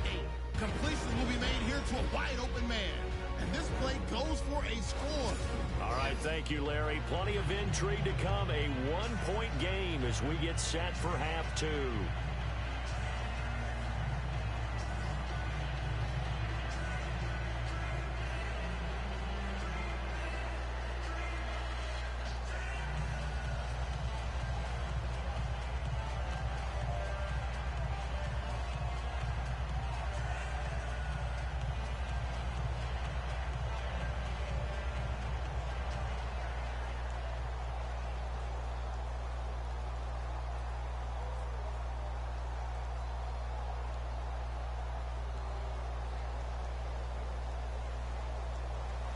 Both teams appear ready for the fight ahead, and we resume action here in quarter number 3. On the return, it's Kenyon Barner. And he'll get it up past the 20 to the 22-yard line. And the Patriots gearing up to go now. They're down here, but very much in this game. What's the tonality of a coach's talk when a game is within striking distance like this at intermission? Typically, what they're doing is emphasizing the things that went well in the first half and wanting more of that. Sure, you've got to go over some of the errors and clean up some things because there's a reason you're down. But overall, I think they want to stay positive, stay up with this team. We're just starting the second half, and we've got the football. Let's go ahead and punch it in, and then we'll take it from there. See how that recipe works. They'll run it now out of the gun. Dancing away at the 30. And he's going to get this one across the 30-yard line. That goes as a gain of 11 and a Patriot first down. The more football I watch, the more I want to check and see if teams are going to panic when they're down on the scoreboard. And this team has shown no signs of doing that. A lot of the time, they come out after the half. Things haven't worked so well in the first go-around. They want to throw the football like crazy. But the way to open up throwing the ball is to run it. And they've run it well here to start the second half. So the run gets them the first, and now they operate with a fresh set of downs.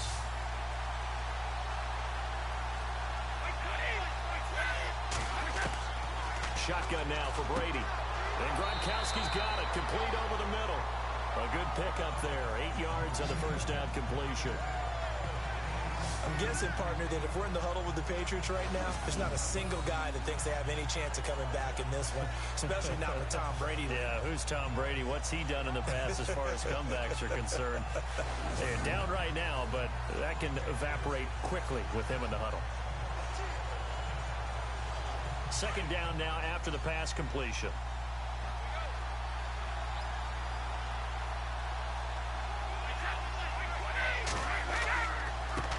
And now here's Here's a carry heading left. And he'll be brought down just shy of midfield at the 49-yard line. It goes as a gain of 8, and it moves the chains. Second and 2 is prime time for a little bit of a gamble, isn't it? Open up the playbook, go play action, toss that bad boy deep. But in this situation, go ahead and give it to your back. Let him pick up a first down. Keep the sticks moving. So the offense has it 1st and 10.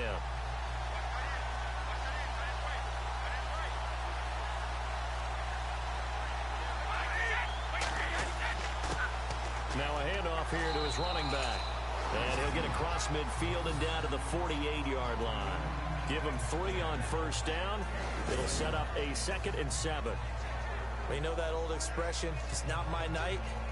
It hasn't been his so far. I don't know if the legs are a little bit heavy. Sometimes having to hang out all day and play doesn't exactly play to your advantage, but it's been a tough go for him.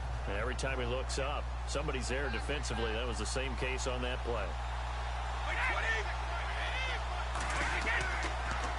And to give this time to the tailback. He finds some open field here. It's a 9-yard gain, and it keeps the drive moving. Yeah, once more, strong running, excellent blocking at the point of attack. Look at a nice little drive brewing right here.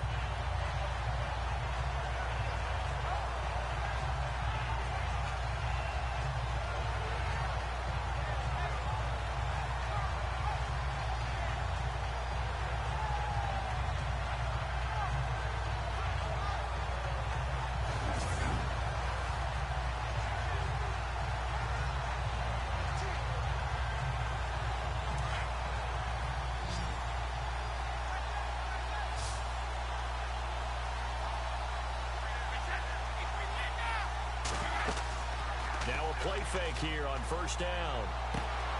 Throwing into traffic there, and that's complete. And he's going to get this inside the 30. That'll be a New England first down, a gain of 12.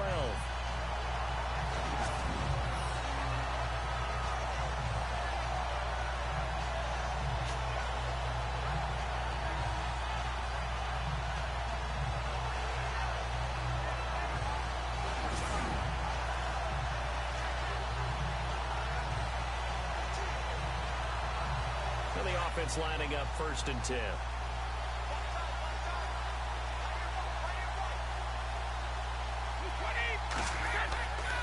And he'll give it here to his running back. Gets a pickup of 4, and it'll bring up 2nd down.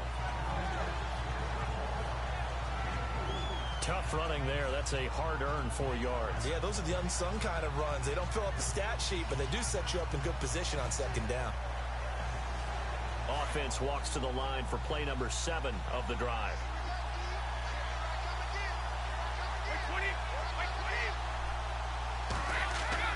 They fake the handoff. Now Brady. And it's incomplete. Took a shot, couldn't connect. Gronkowski the intended target, and it'll bring up 3rd down. I know our vantage point might be a little bit better way up here, but that looked like an ill-advised throw to me. I didn't see anything open, and this play just didn't look right from the beginning. It did not. I thought he might get outside and just chuck it away. Dangerous pass, incomplete.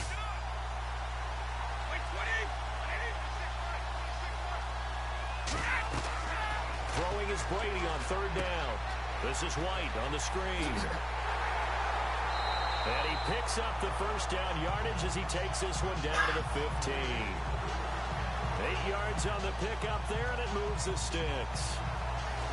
Well, they've had a great, impressive drive going here, and that pickup ensures the drive continues. And not only do you continue the drive, which is demoralizing for the guys on the defensive side of the ball right now, but you make your own defense happy. They're able to get a little more rest over on the sidelines while this one continues downfield.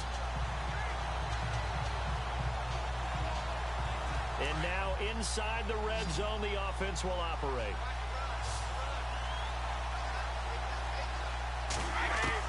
Into the red zone, it's Brady. And incomplete, a drop there in the middle third of the field. That'll bring up 2nd down. It's rare that a receiver of his caliber would drop one pass, but that's now 2 times he's had his mitts on one and lost it. Yeah, and I don't think that they're going to lose confidence in him, though, because of the track record. Such a good player, maybe having a bad game, but I think they'll still go to him in a critical spot.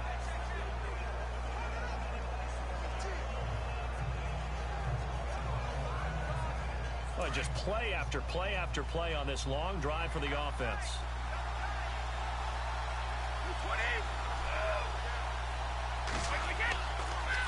And they'll run it here. He takes us down to about the 12 for a gain of 3.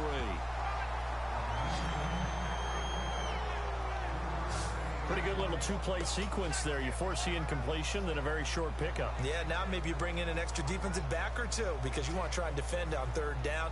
They like to play those nickel or sub packages, don't they? New England on 3rd down. They're hitting at 60%, 6 out of 10 thus far. This is 3rd and 7. Working from the gun, it's Brady. And this is caught. Touchdown, Patriots. Josh Gordon, a 12-yard touchdown grab. And the Pats able to cash in for 6. Brandon, what we just saw there were 2 guys who are in sync. The person delivering the ball, but especially the person running the route. Tremendous job. It results in a terrific play.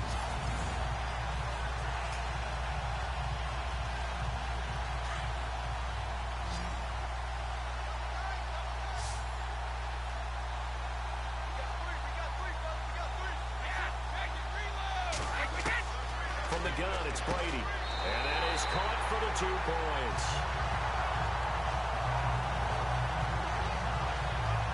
And the formula there on the 2-point try, they go 5 wide. Not even the option to hand the ball off. They got it.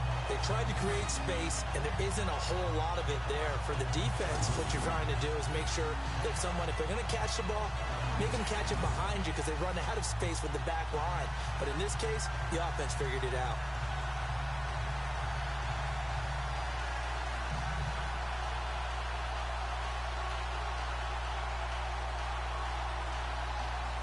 Goskowski now out to kick it away. Set to return. This is Brandon Cooks. And a good return as he'll be stopped just shy of the 30-yard line. Now the attention turns back to the Rams offense as they get ready for their first possession of the second half. These guys had to punt their last possession, and that's become too familiar of a refrain. Too many of these drives just wound up going nowhere. But you know how in baseball, when the pitcher gets a base hit and he's on base, they bring his jacket out to him to keep him warm? A lot of times the punter goes to the sideline, puts on sweatpants or a wrap over his leg to keep it warm. He might need a massage from the trainer right now from all the work he's getting.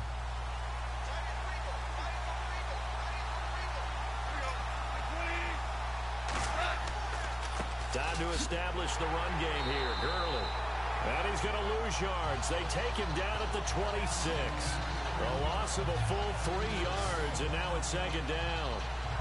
All right, partner, despite my eating habits, I'm not big enough to play offensive tackle, nor am I quick enough. But with the defensive ends nowadays and their speed, those guys have to be able to punch and dance, and it's a tough, tough job to contain them.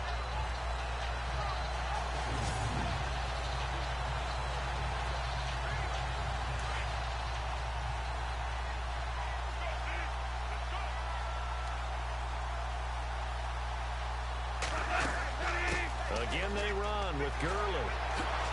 And he'll push his way forward to about the 32. So they get half of what they needed. It'll be 3rd and 6 upcoming. But you got to give kudos to your offensive line and the guy carrying the ball because they were in a 2nd and long situation. It seemed pretty dire, but they brought it back to 3rd and manageable with that run.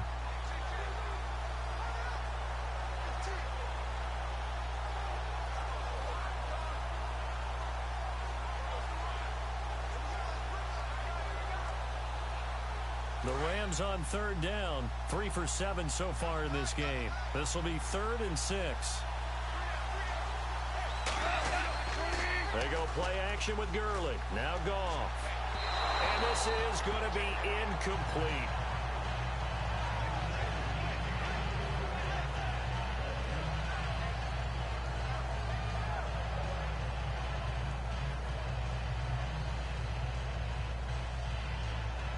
Here's Johnny Hacker now, as he'll come on for his 5th kick of the night.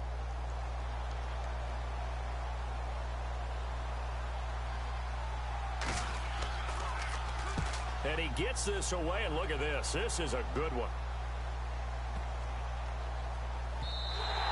And this one hits at the 1, continues on into the end zone for a touchback. Here's Josh Gordon as he heads back out there now. Pretty good game for him so far. I guess he's still got time here to make this a great game, but so far, he's been solid. I like where you're going with that because it has been pretty good, but there's always that hint that things can really escalate for him. And right now, they feel like they're somewhat keeping him in check, but he has found the end zone once. But, boy, he can explode at any moment. Yeah, and when you hit that end zone once, you want to find it again, don't you? Yes, you do. Makes you hungrier. You get greedy in a good way.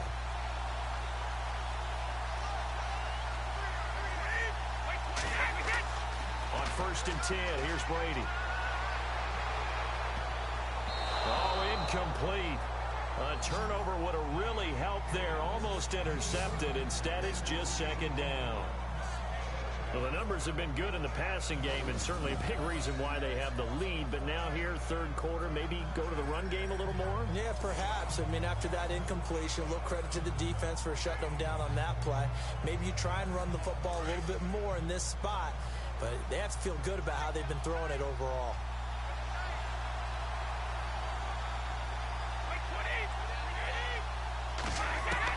Looking back to the air on 2nd down. It's Brady. Allen's got it over the middle. And down he'll go at the 25. That catch good for 5. It's 3rd down. Completion was given up, but that's why you play zone defense, so that you can have people around the ball when it's caught, and you don't give up much run after the catch. New England on 3rd down. Now, they've converted 7 times and could use another right now. This will be 3rd and 5. Operating from the gun, Brady. It's a 1st down and more for Gordon. That's complete. It's Gordon. And he's got the 1st down yardage before he's brought down at the 42. 17 yards there for the Patriots as they've got themselves a 1st down. And a good quarterback facing zone coverage. If he has just a little bit of time to survey the scene, that's what's going to happen. No doubt about it. If there's no pressure, he's going to continue to pick them apart because he'll have all that time to find someone open downfield. You can only cover for so long. So maybe they want to go to a zone blitz scheme, get a little bit more pressure. Remember when Carolina did that against Denver? They lost the game ultimately. They dropped the defensive end out, and he ended up with an interception in that game in Super Bowl 50. Maybe some sort of scheme like that to try and get more pressure at the passer. 5 yards is the tally on 1st down. That brings up 2nd and 5. Partner, I think from our experience together, we have learned that most offensive coordinators are going to tell you, if I'm going to run the football 1st down, I've got to get at least 4 yards. They got 5 here. They've got to feel pretty good about that one. 2nd down following the run.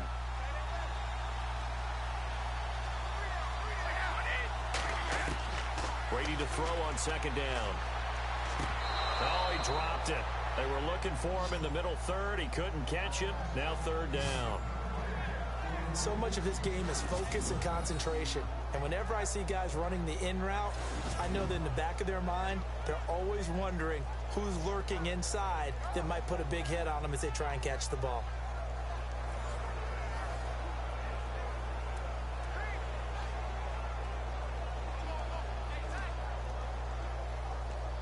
Incomplete pass on 2nd down. Let's see what the offense draws up here on 3rd.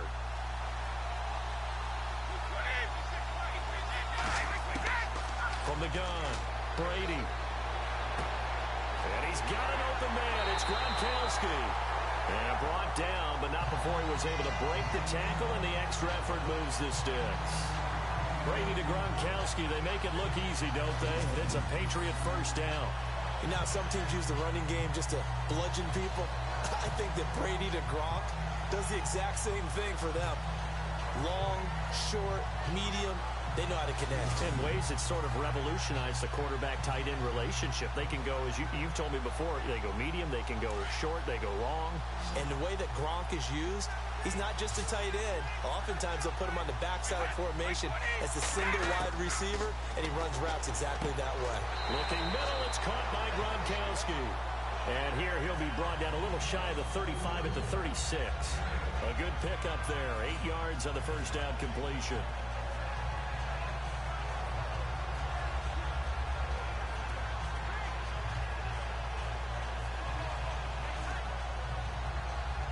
Completed pass play. Now let's see if they go back to the air or to the ground.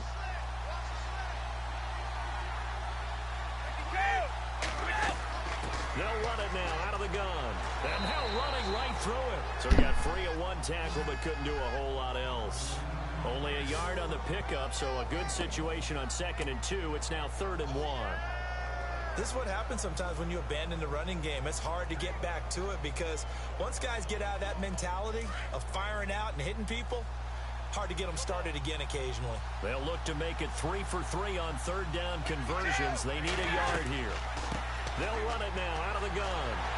And he gets it to the 32. Good enough for a first down.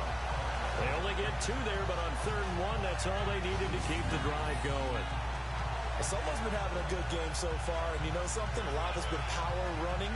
They decided to turn him loose again on 3rd down, didn't they? They did indeed. He delivered the tough yards.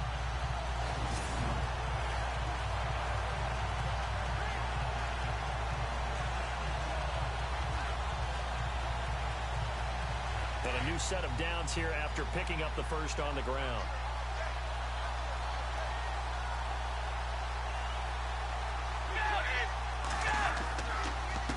Now a handoff here to his running back.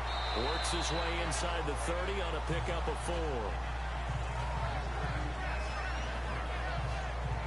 They're trying to show that they can run the ball, protect this lead. Give it to the backs, play a little bit of keep away, don't you think? And that's probably a good philosophy at this point, going to make that defense stand up and stop them. For a long drive, the defense just cannot seem to catch a break and get off the field.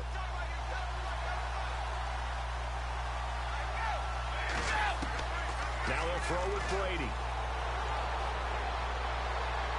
And this is going to be caught, but they'll say out of bounds. So it's incomplete.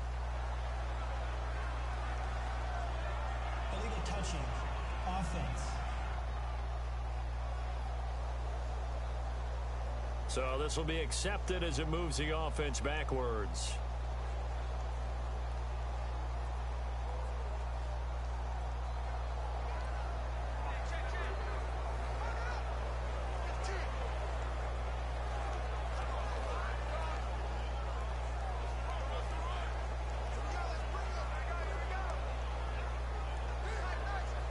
The 22 is the line to gain here on 3rd down.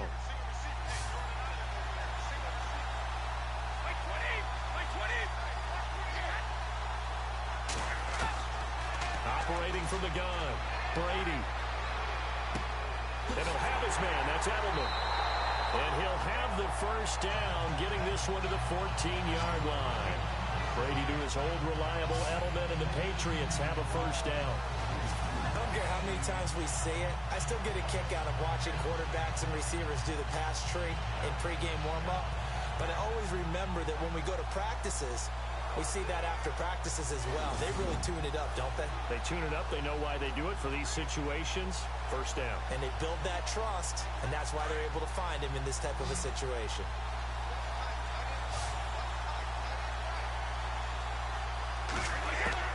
From the red zone now, they'll look to throw. And a dump off to White.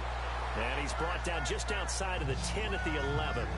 It'll be a 3-yard gain, and that'll bring up 2nd down. I know most of the time when the ball's in the air, you're thinking wide receiver, tight end, but running backs, they can be a big part of any passing offense nowadays.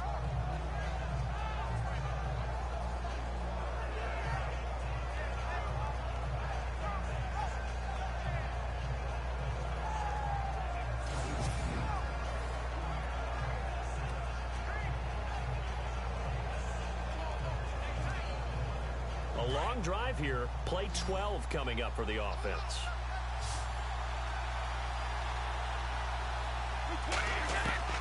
Now Brady throwing on 2nd down. And incomplete there. A nice hit. Jars the ball free and brings up 3rd down. You get a tight end like this, and you know he's used to dishing out punishment, but here, he's one that has to absorb the contact, and as a result, unable to hold on to the football. And a really long drive here, and it goes on and on.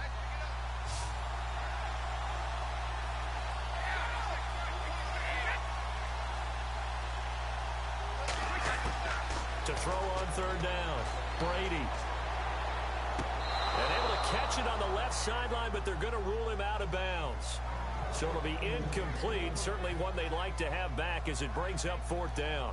I think that was a good job there defensively. They did allow him to drive all the way downfield, but once they got their backs to the goal line, they really turned up the pressure. Yeah, they let him get all the way down here. Now the field shrinks. They've struggled to convert, and that last incompletion brings up fourth.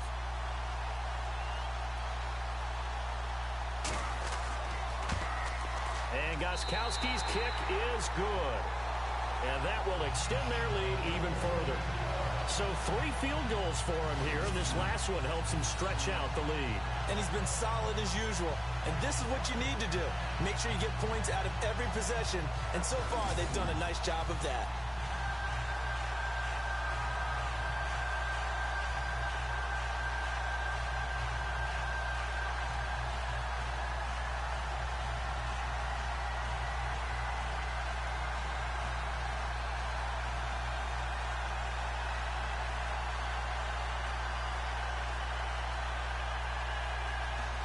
Gostkowski now converted for 3. Now he'll kick this one away.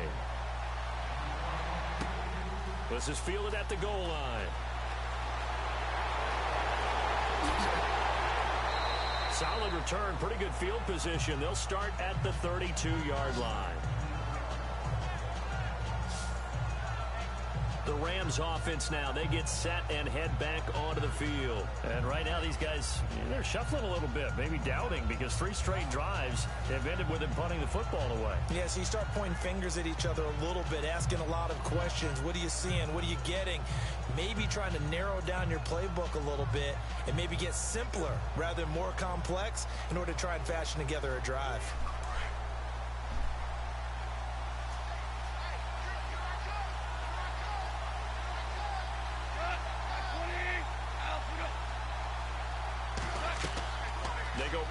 Here on first down. And he goes down. It's a Patriot sack.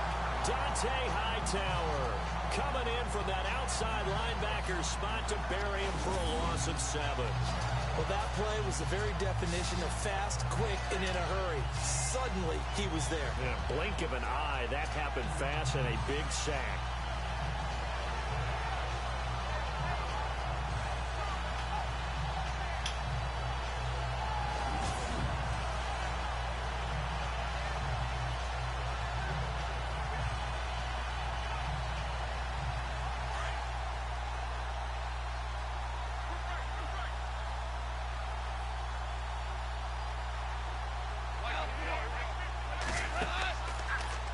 On the draw, Goff gives to Gurley. And they see right through that defensively as he'll be hit and taken down to the backfield. It's a loss of 4. Now third down. If these guys are going to chop into that deficit, they're going to have to do a much better job in the run game. Caught behind the line of scrimmage, no yardage will be found.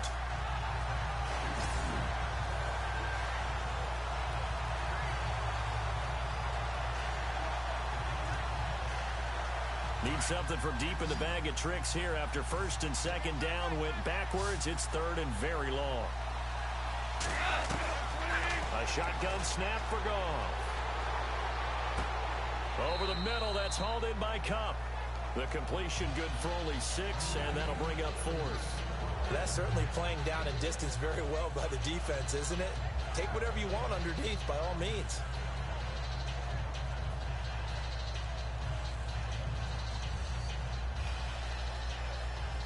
Here's Johnny Hacker now as the drive goes backwards, so he's on to punt it away.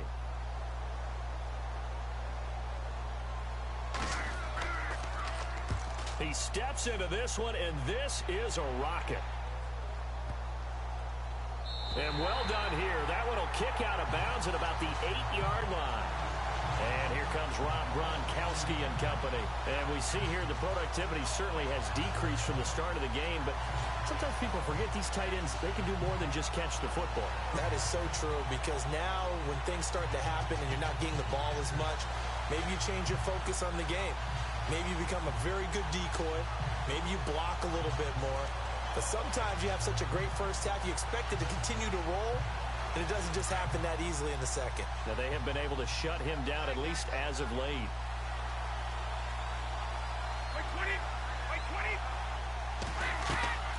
They'll run it now out of the gun. Good strength, but not able to get a whole lot. Tackled shy of the 10. Just a yard on the pickup there, and it'll bring up a 2nd and 9. And that last carry puts him right at 100 yards for the game. So how has he done it? Because he's been patient, followed his blocks, let everything develop, and then burst through for big gains.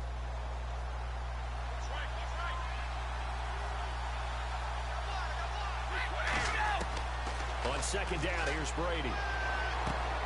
Oh, he's got a man wide open, complete. And brought down, but not before they're able to get it up to the 25. It'll be a Patriot first down on a pickup of 16. And with that last play, he's now up over that 300-yard mark. And in today's NFL, it almost feels routine. And I hate that when you talk about a 300-yard passing game.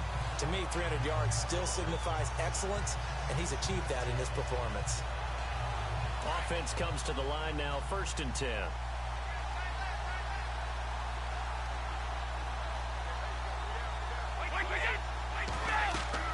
They'll run it now out of the gun.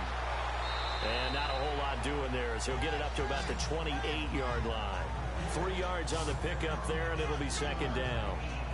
Third quarter, and you've got the lead. You're not ready to go into that 4-minute offense to close the game out, but a running game can really benefit your team right now. So the offense now dealing with a 2nd and 7.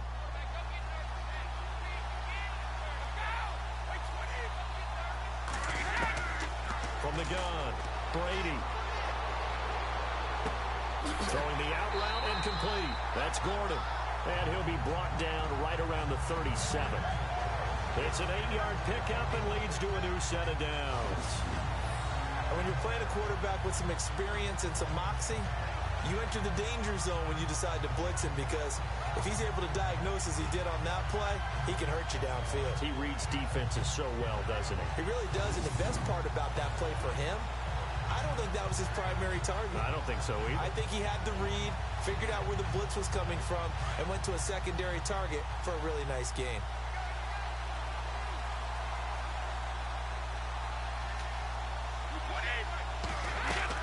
They'll run it now out of the gun. And a good swarm to the football defensively as they get him down at about the 40. It's a gain of 3 on what will be the final play of this third quarter. Offensively with the lead, you want to run the ball, keep the clock going, but you also want to still kind of be in attack mode too, right? So how do you do that and not come back on your heels? Yeah, think about all the practices we've watched where they have that tempo period to go over things just like this, where they describe the scenario, tell you what they're looking for, and make sure that they're still attacking, yet at the same time not going so fast as to leave too much time on the clock.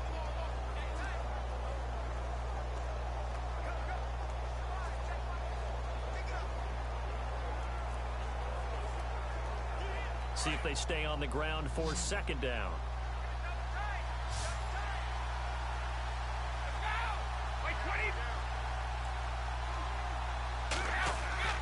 On play action, it's Brady.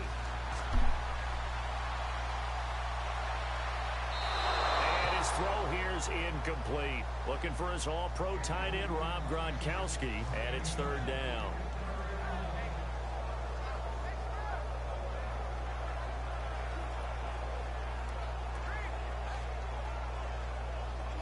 And the offense looking to pick up the first down after the 2nd down incompletion.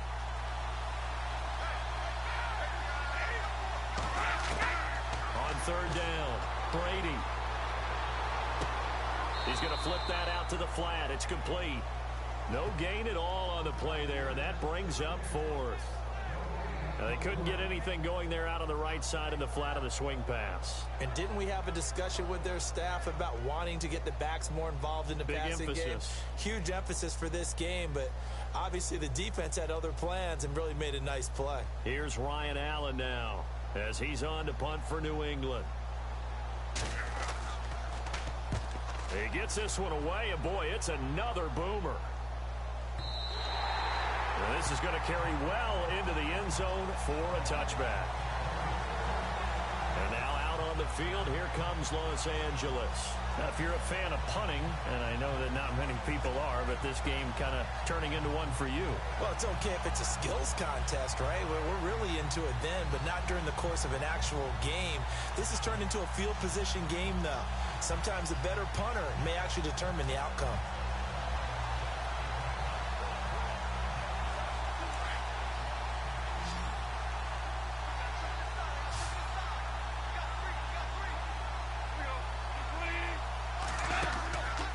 Play fake to Gurley. Now gone.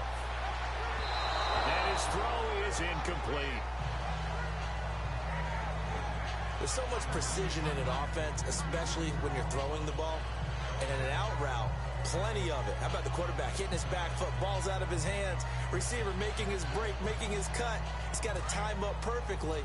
Not always easy to do. Just let him a little too much. Yeah, I remember back in the good old days, I was talking to a quarterback, and he said everything they did was on the count system. So when he took a snap, he counted in his head for certain routes, different time frames. The Pats are going to get there. Down he goes.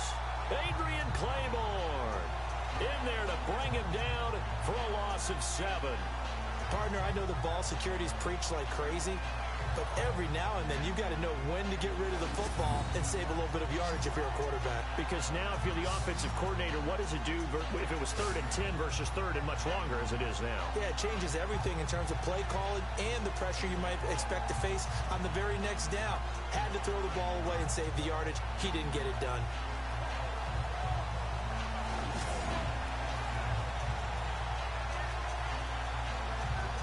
So Goff, he'll try to refocus after the sack. The Rams now set up with a tough one, a 3rd and long. Here's Goff. Wide open receiver complete.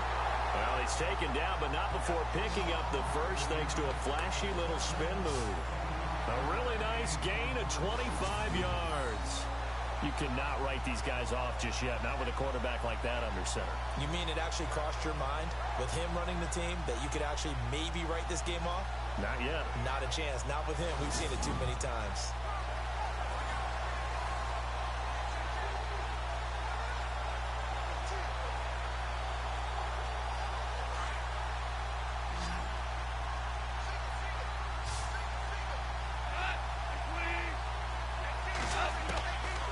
First down throw, gone. And he's going to be out of bounds, but able to take it inside the 40-yard line. A really nice gain of 25 yards. Defensively here, you've got the cushion, but back-to-back pretty big pass plays there. Bend but don't break, but are they bending too much? I think that they are. To me, it'd be like playing basketball, and you put up a token press. Make sure you get up there and make them eat up some time. Make it a little bit of resistance so they can't just run it right down your throat. So after that big gain, let's see what else the offense has up its sleeve.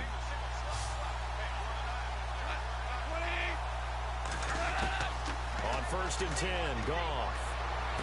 Oh, he's got a man wide open, complete. And he gets this one all the way down inside the 15. That one goes for 24 yards.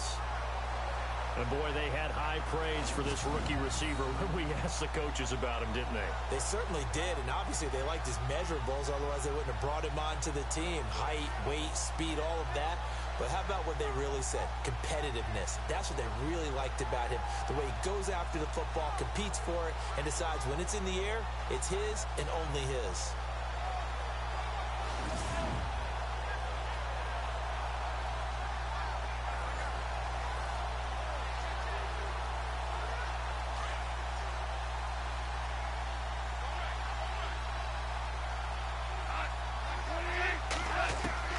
From the red zone now, Goff. Dumps it off to Gurley. Call it a pickup of 7, and that'll make it a 2nd down.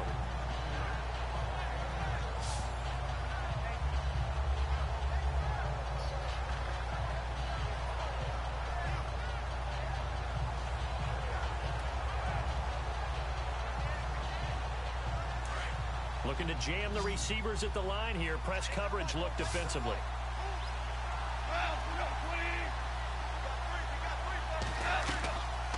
Now a draw as Goff gives to Gurley. And he will fight his way into the end zone for a touchdown. Todd Gurley, his second touchdown of the night. And the Rams have got this back to a one-score game. So the second time tonight he has hit the end zone, Charles. Some people just have a natural nose for the end zone, and he's exhibiting that here in this game. Big-time job, and, of course, he's got to pat the backs of the offensive line. Yeah, they can't be lost in the shuffle. They're vital.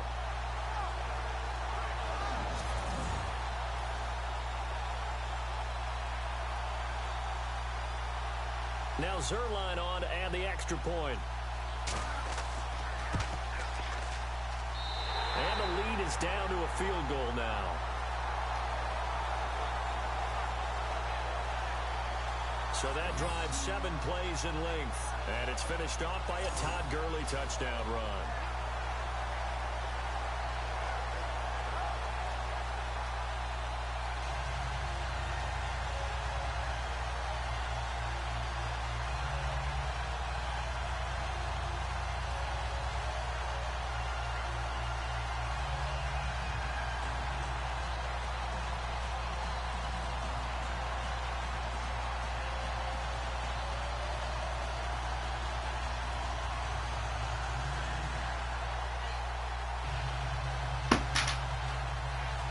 The kickoff unit as they run up and send this one away.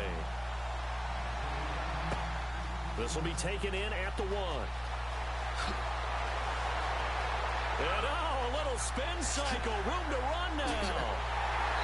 And he will take this one all the way back inside the 35-yard line. Forget the idea of flipping the field. They have now put themselves in a position to score points with that big-time return.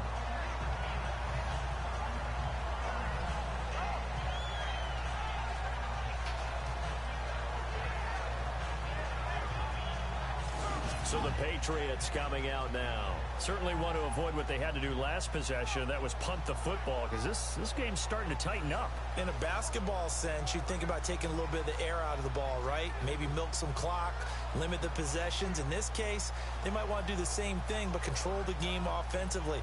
Put together some first downs, put together a drive, and keep it away from them. Really nice starting field position here for the offensive unit.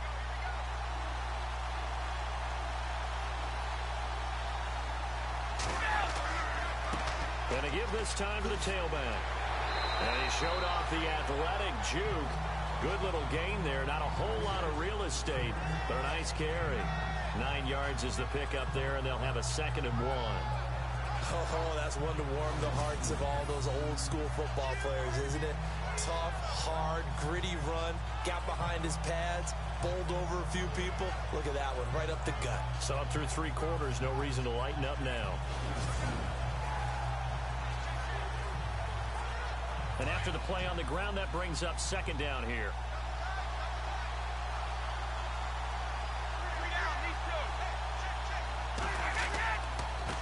And he'll give it here to his running back.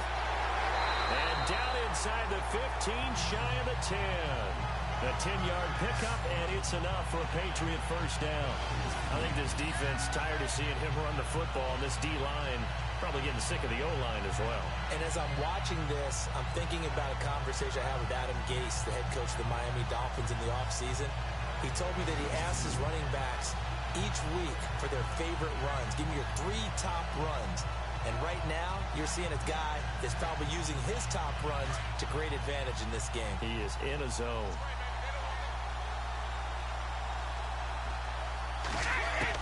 Brady now on first down. And it's incomplete. Boy, he doesn't drop many like that one. 2nd down. He was waving his arms, wanted the football, but he dropped it. And that reminds me of the story you told me from your days at Tennessee. We don't need to mention the other guy's name, but when he dropped an open pass that you blew coverage on, what'd you say to him? Yeah, it's really not right since I blew coverage, but since he dropped the pass, I said, well, maybe next time he'll just walk it out here and hand it to you. Would that be easier? He wasn't real thrilled with that. That's cold-blooded. Cold-blooded.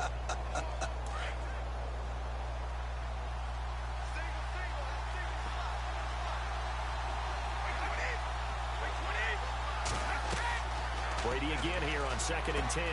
Oh, it's a screen pass. It's complete. And here he'll get it down to the 7. Give him 5 on the screen play, and that'll set up a 3rd down. For a second there, I thought that might break big. Screen pass. Looked like it was coming together. Looked like there was an opening. Still, ended up with a solid game.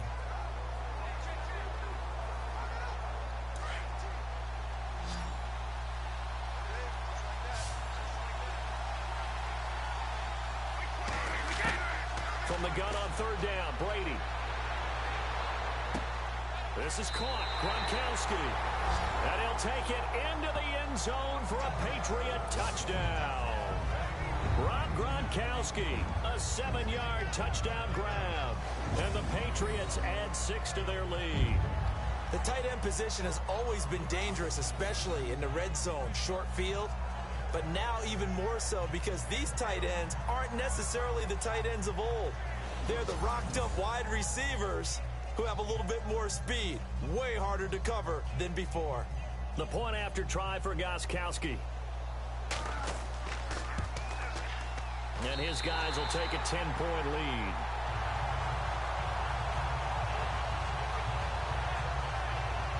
The drive summary that time, 5 plays. And it ends with a New England touchdown.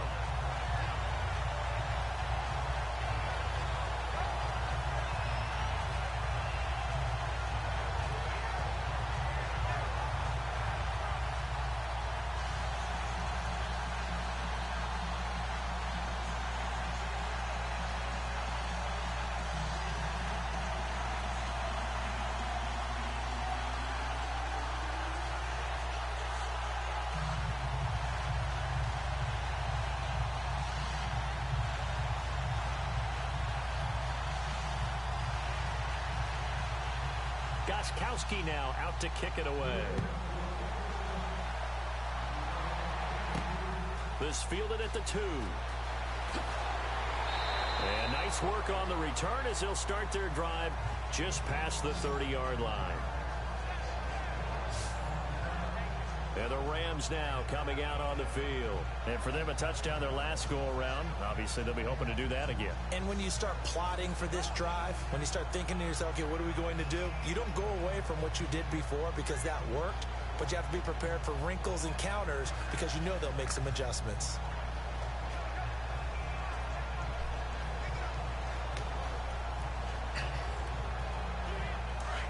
And on the outside, they're playing press coverage.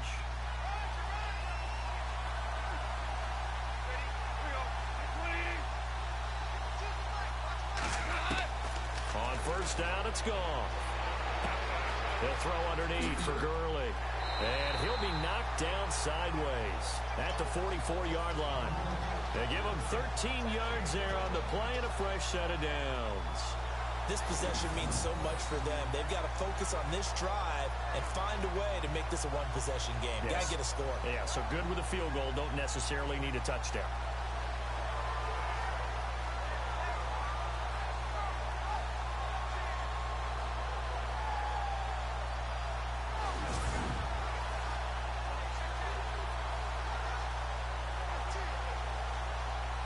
So here we go, 1st and 10 now.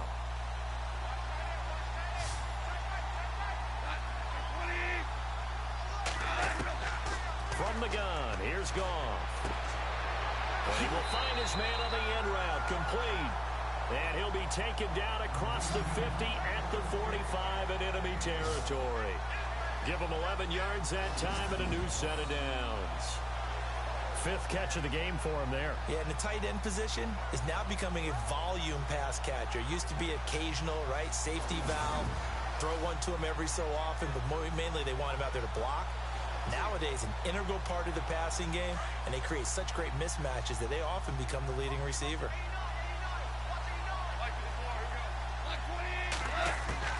Now Goff on first down. It's caught left side by Cooks.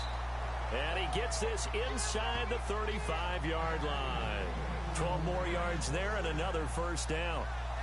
when the hitch route is run really well, that jab step off the line of scrimmage by the receiver, which is designed to back up the defender and give him a little bit of space, all you want there, get that space, catch the football, and then make a move and pick up extra yardage, and that's exactly what he got done there.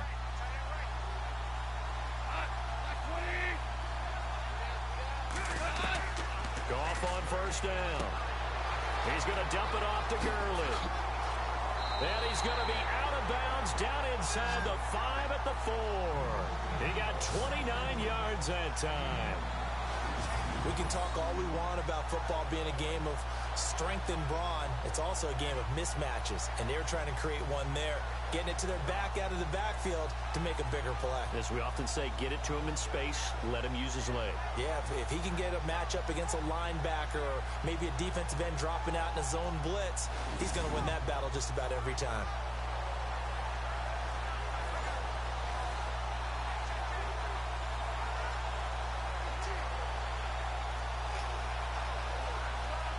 And the offense inside the 5 here at the 4. It's first and goal. Throwing again is gone. And it's complete. He's got it in the end zone. Touchdown, Rams. Robert Woods from 4 yards out. And the Rams are able to get back within a touchdown. On those slants, everything happens so quickly. What makes it work? The timing between the passer and the receiver. In this case, a slant route ordinarily is probably about 3 steps before you go on the slant.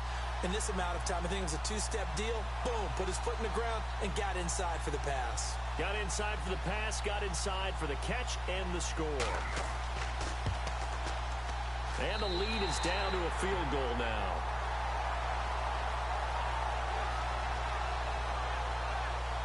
So that drive spanned 5 plays. And it winds up with a touchdown for Los Angeles.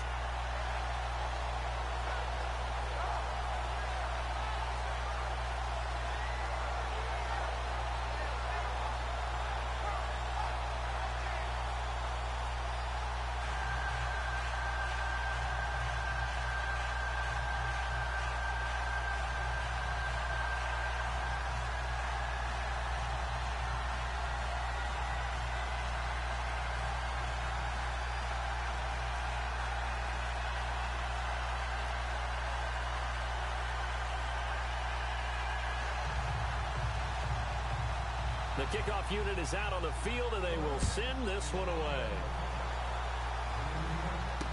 This fielded a few yards into the end zone. And all that worked, but he stopped where he ultimately would have been had he simply taken a knee, and that's the 25-yard line. Getting set to go again as we look at the back, heading onto the field again. He's been a good workhorse. I know we use the word workhorse a lot, but he's been a good workhorse for him in this one. No doubt about it, and there's nothing wrong with that. That's what you're looking for if you're a back, because that means everything's coming together for you.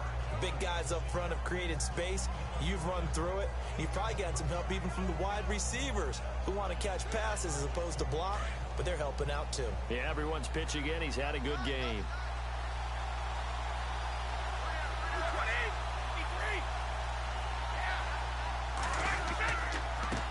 Now a handoff here to his running back.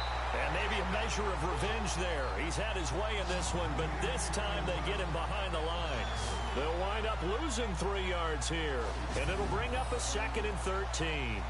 Well, Brandon, pace comes into play now because they've got the advantage. They've got the football, but they've got to be very careful about what speed they're going to play. You know, my music teacher back in New Paltz, Mrs. Bythema Bagley, used to say, don't go prestissimo when you really want to go largo. And what she meant by that is don't go too fast when you really want to go at a nice, slow, deliberate pace. I am speechless. I am without speech. And to give this time to the tailback. And maybe a measure of revenge there. He's had his way in this one, but this time they get him behind the line. And this is why the head coach gets paid the big bucks. Look at where they are in this situation, partner. Do you throw the ball here in a long-distance situation? Do you run it again and trust your defense and make sure you take care of the ball and punt it away? What kind of options do you have here, and what do you trust more on your team? Yeah, they may have just pushed him back into that throwing situation. We'll see.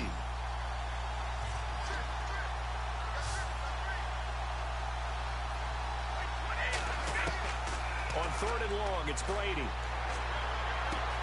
This is caught. It's Julian Edelman. And they're going to get this one all the way out across the 45. A really good pickup of 28 yards. Couldn't just sit on it here, could they? Had to throw the ball third down. Got the big completion in the pickup. Fresh set of downs now. They've got to feel great. And defensively a backbreaker.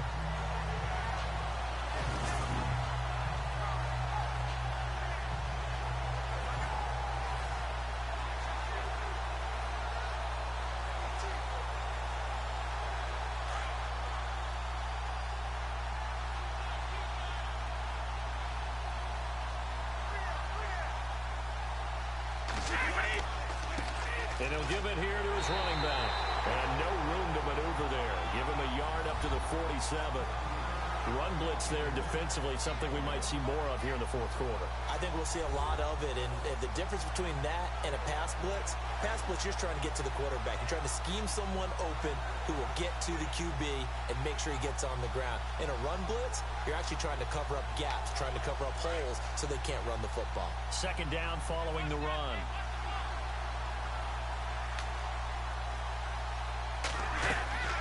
They'll run it now out of the gun. And for one of the first times tonight, he's going to be held up at the line of scrimmage. Back-to-back stops make it 3rd and 10. Now, obviously, that's some good work there defensively, being able to stop them and bringing up a key third down. But if you're on the offensive side of the ball, there's an opportunity, because I know what defensive guys are thinking right now.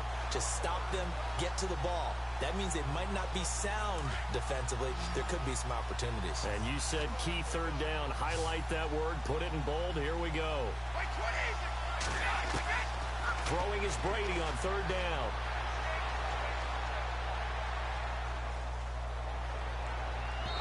And he overshot him there. It's out of bounds, incomplete. I guess they figure with a guy who is that hot downfield, who knows how to get the ball into the end zone, you throw it up and give him every opportunity, even though that one fell incomplete. Yeah, he's already been in the end zone multiple times. Tried to target him again deep there, but unsuccessful.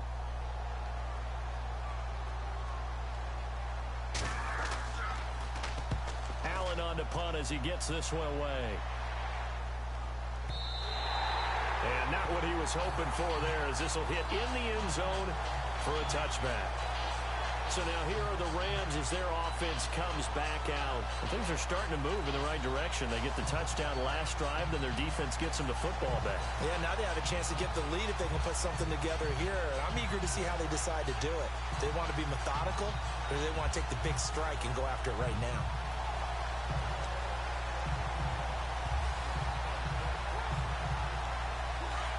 Looks like the defense in press coverage here.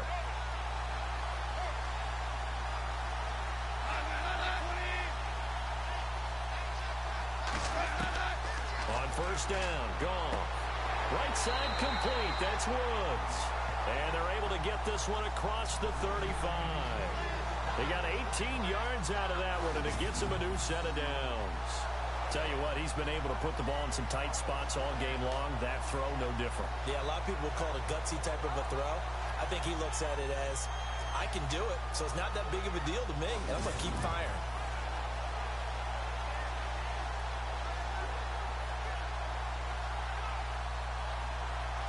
First down and 10 now for the offensive group.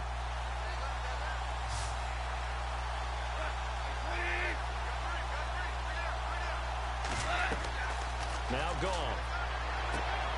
And they'll set up the screen to Gurley. And he'll bring it up here to right at the 40-yard line. They hold him to only 2 there on the screen. It's 2nd down. In order for a screen pass to break big, a lot of things have to come together and be well executed. But all it takes is one small thing to go wrong and keep it from being a big game.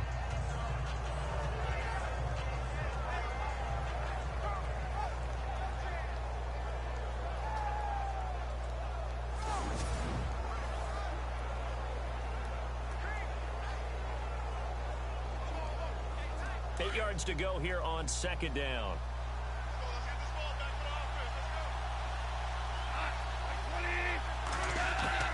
Out of the gun, Goff. He's going to loft one deep left side here. And they went for a big play through the air on second down. Couldn't connect. Now it's third. One of the toughest things about playing defensive back is pattern reading, trying to figure out what they're doing. And on that one, they had to fly, just sending a guy downfield with the in route accompanying it, what people call a dagger route, trying to hit the guy underneath after the clear out. In this case, though, they're not able to get it done. Yeah, they said forget the underneath route. They went for the guy on the fly, but as you said, incomplete. Gone. Now they set up the screen. That's complete. Oh, and now he bowls him over. And it was the stiff arm there that freed him enough to get the first before he's tackled. They get 9 out of that one, and as a result, the drive continues. Let's give a little credit there. The offensive play caller sensed that the screen pass was available. Whenever you're getting a lot of heavy pressure towards your quarterback, that's when you're thinking about running the screen and using that pressure against the defense. And it worked very well there for a first down.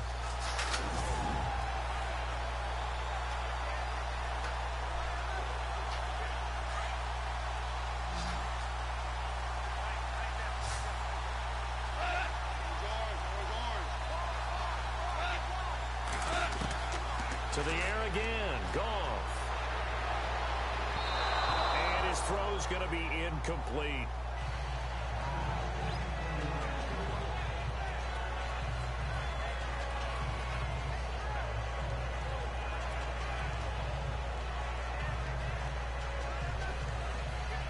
Second down now after the incompletion.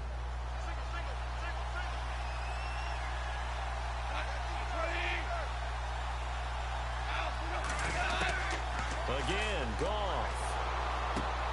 Finding a safety valve here. That's complete. And this time he's able to take it down to the 42. It's a gain of 9 yards.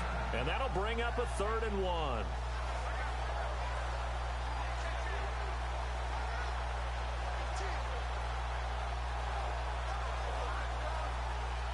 Here we go, 3rd and 1. Gut check time on both sides.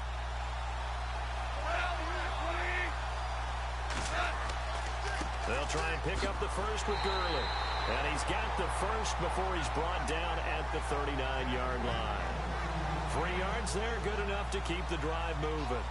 I was used to joke with my teammates who carried the ball a lot. When we got in these situations and they were carrying us home, I used to tell them, boy, you guys just look like Paul Bunyan, just growing stronger, bigger, tougher.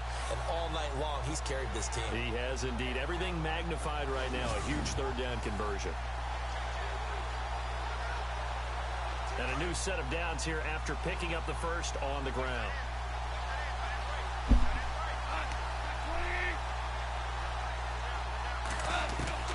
A shotgun snap for Goff.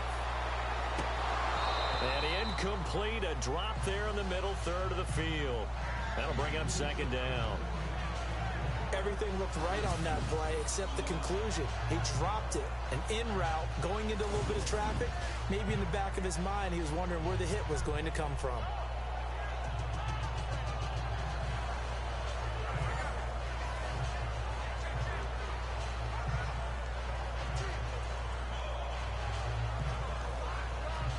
Offense looking to avoid a 3rd and long. It's 2nd and 10.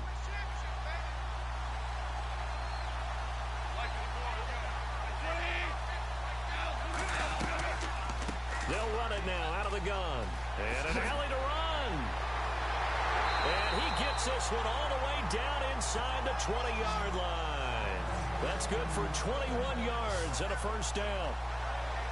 Well, that last run makes this a 100-yard night. I've loved the way he's hit the holes. He's been quick, he's been decisive, and he's been a whole lot of fun to watch.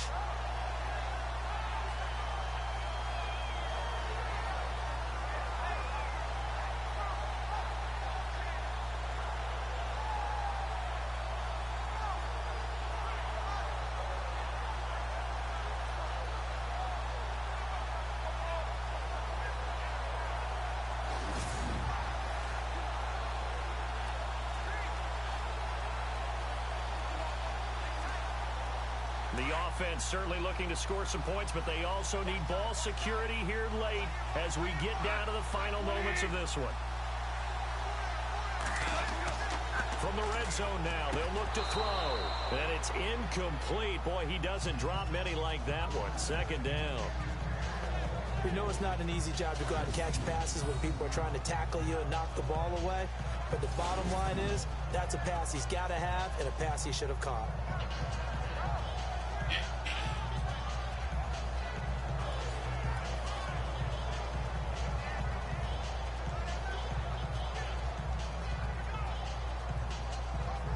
And this seemingly endless drive continues.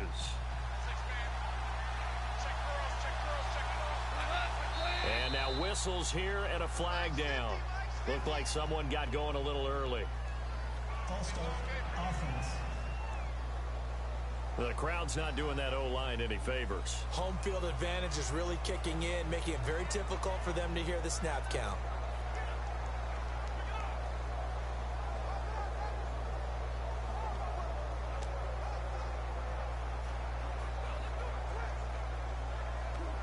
And the offense readies for play number 10 of this series.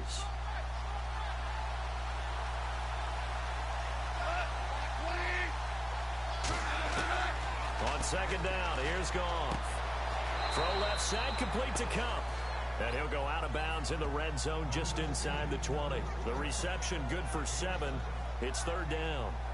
They like going to him in the slot. He catches another one. I think this comes under the heading of, until they stop him, why not go back to it? He has something going really well. Great working relationship with the guy throwing the ball, and they keep making the connection. One of the bigger plays in the game thus far, and the crowd getting into it as we come up on a big third down. Gone. And probably the wise decision there. No one open. He just throws it away. And that keeps the field goal on the table as it's fourth down.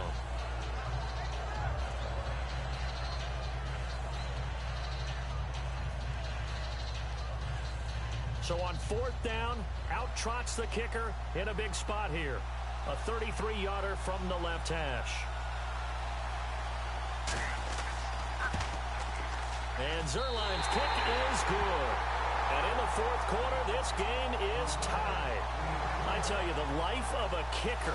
He has not been called on the entire game. He's over there by the net, but they send him out here in the fourth quarter and say, hey, go tie the game, will you? And guess what? He comes through. I just don't know how they do it. I really don't. These cats are a different breed from you and me. That's a pressure kick, but that one was never in doubt.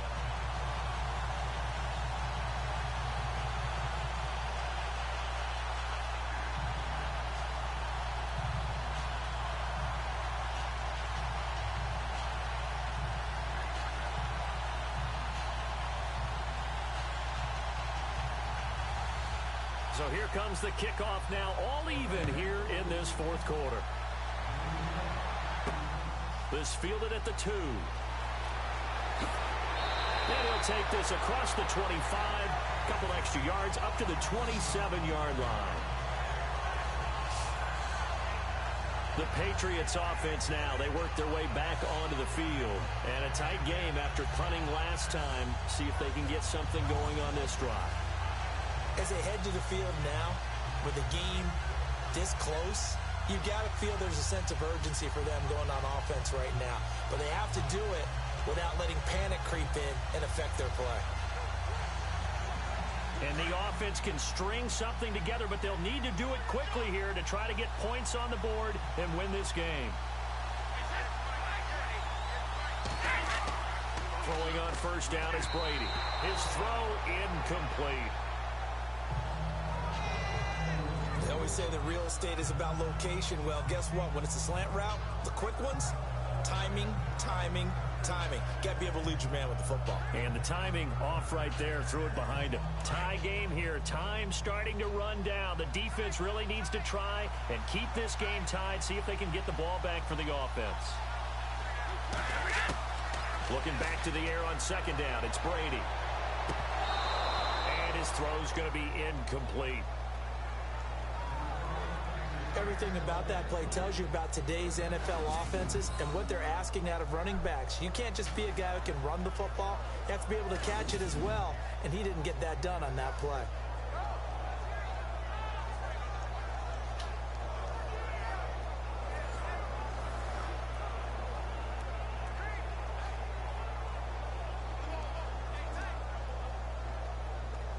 Possibly a turning point. Big play coming. This is 3rd and long.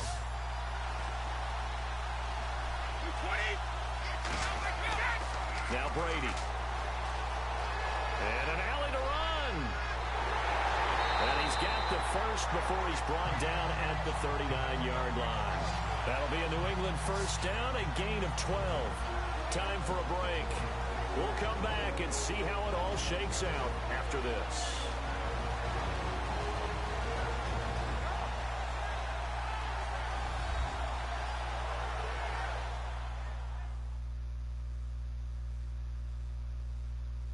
So the Patriots with a football as we get you reset.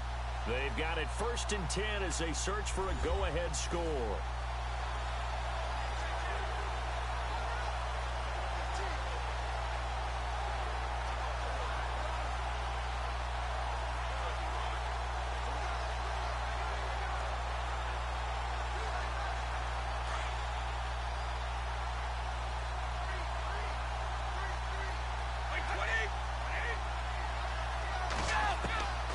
First down, Brady.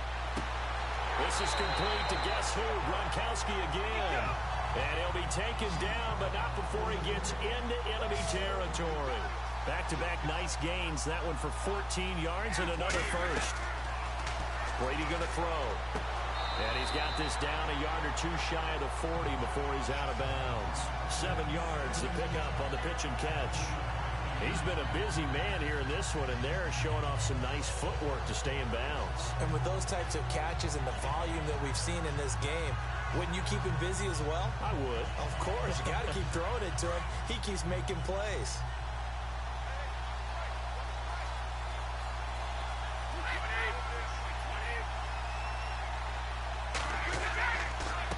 A handoff as they run the counter play. And he'll go down here at the 35-yard line. And 5 yards on the play there as the drive will continue. But they picked up a little bit of yardage there, and now, in this situation, should be in no hurry to run a play really fast. Let the clock wind down.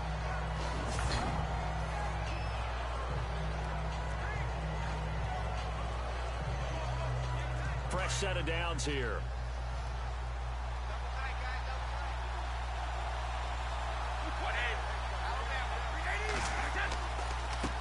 Now a handoff here to his running back. A nice move he had, but can't break away. And he's brought down just inside the 30. And now the Rams are going to halt things as they want a timeout. It's just their first. They've got 2 more to use here in the final stages. So the defense had a chance to catch their breath, and now they're back out and ready.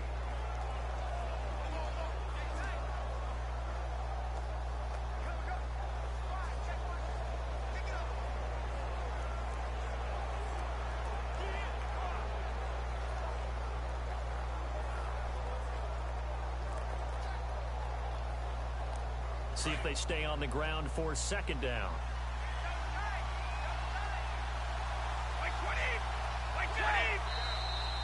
Now flags come in. Looked like one of the Patriots might have moved. False start, offense. They expect this from the visiting team when playing indoors, but not the home team. They're supposed to get all the advantages, right? The home crowd's supposed to help them. They forgot where they were, perhaps.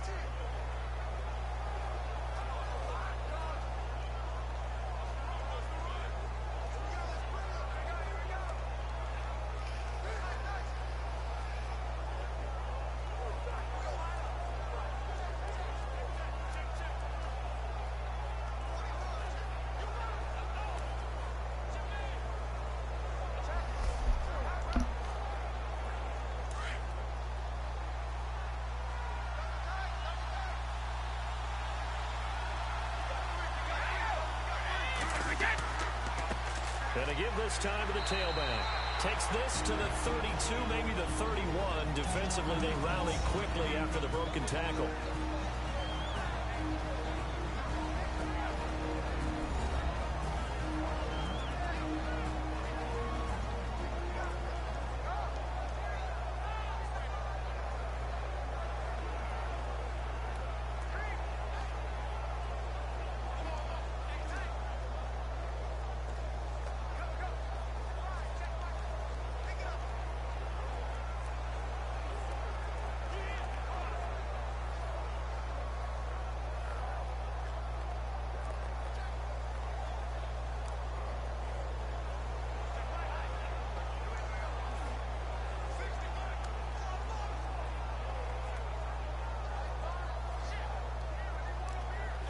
So it's 3rd and 6, and this will be the 8th play of the drive.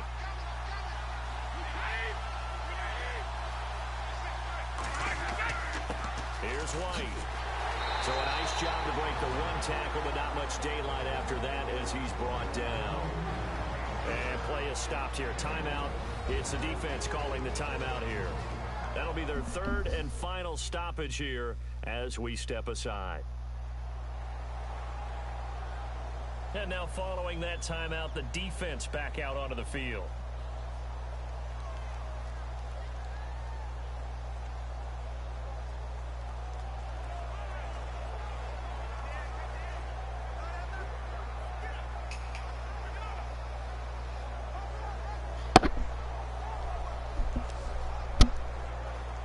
A big spot now for Stephen Gostkowski. This for the lead in the final stages.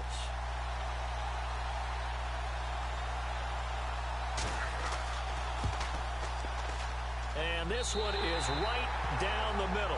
And the sideline celebrates as they have taken the lead in the final minute. All right, so time to reset here. It's a huge kick there, gives them the lead, but they've got to be careful that their celebrations aren't a little too premature. You're exactly right about that, because there still is time for the other guys to run a few plays and get into field goal position.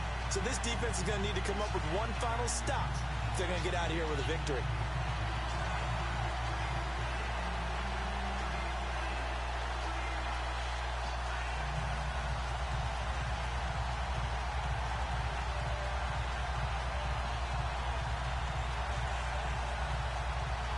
Gostkowski now converted for 3. Now he'll kick this one away. This will be taken in at the 1. Gets past one man.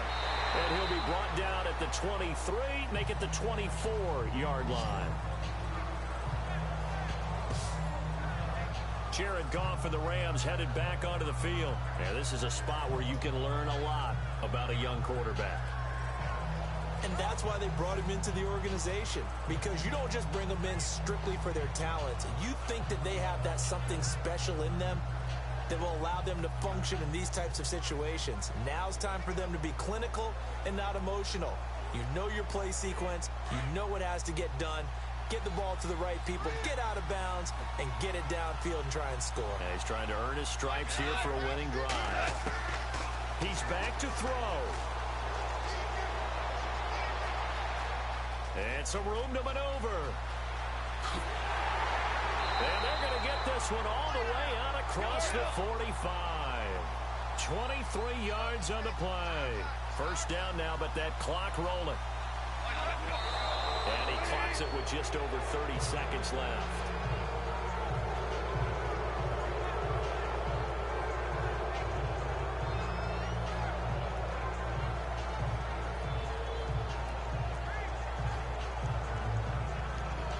Still left on second down.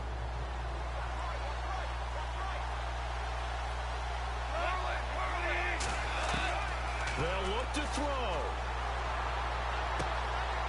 And he's got his man on the out route.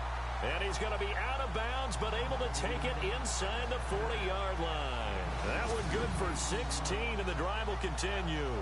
And he did exactly what they needed him to do, Charles. Got out of bounds. They have no timeouts. And they knew that before the play even began.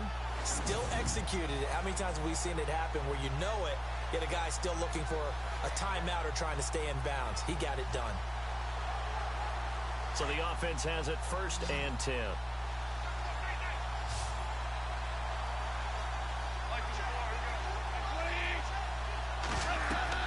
Back to throw. Now they go screen. It's complete. Even with him busting through the contact, he'll still be stopped just inside the 35. Only 3 there on the screen at second down. And he'll get up and spike it with 11 seconds remaining.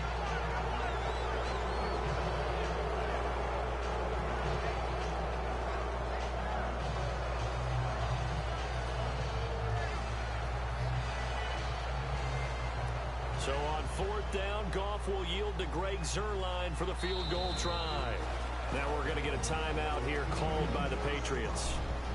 It's just their first. They've got 2 more to use here in the final stages. The defense, they got a little bit of a breather. Now they're back and set as we resume play.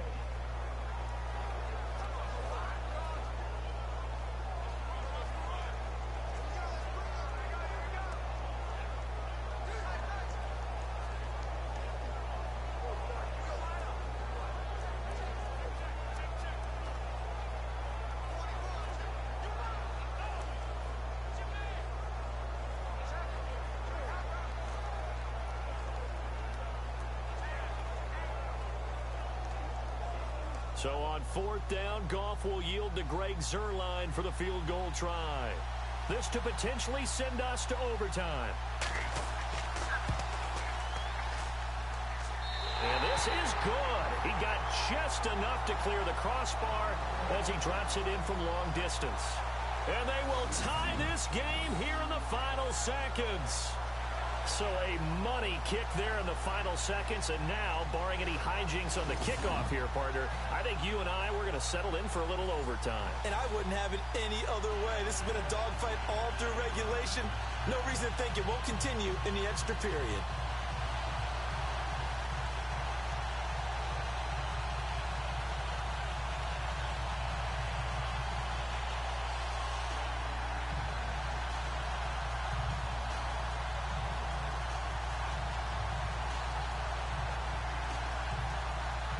Set to go now with the kickoff. These two teams all even again as we continue in this wild 4th quarter.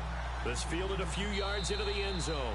And with time a factor here late, he'll just take a knee and they'll put it out to the 25.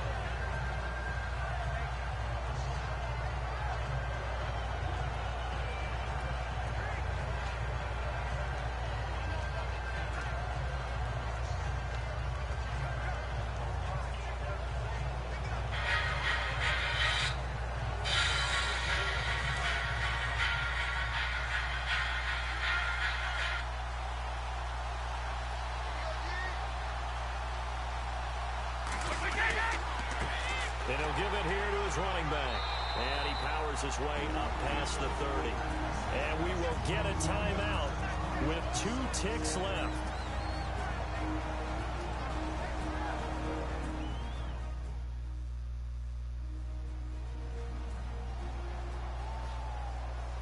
So we're back in the offense getting set following the call of that timeout.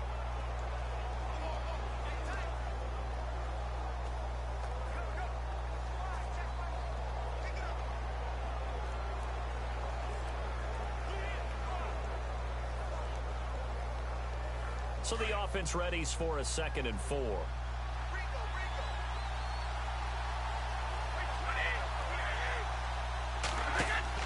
Now Brady. Going deep here for Adelman. And this is going to be intercepted. Picked off by the Pro Bowler, Marcus Peters. And a big turnover there as his guys will get the football back.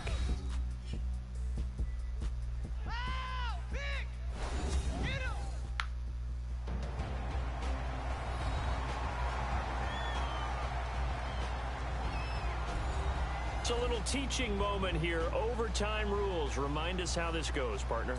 Okay, so in the past, we had sudden death. First team to score wins, but no longer. Now, if the team receives the ball, scores a touchdown, they win the game. If they kick a field goal, though, or don't score, the other team gets a possession. And after both teams get a possession, then we're into sudden death. First team to score wins the game.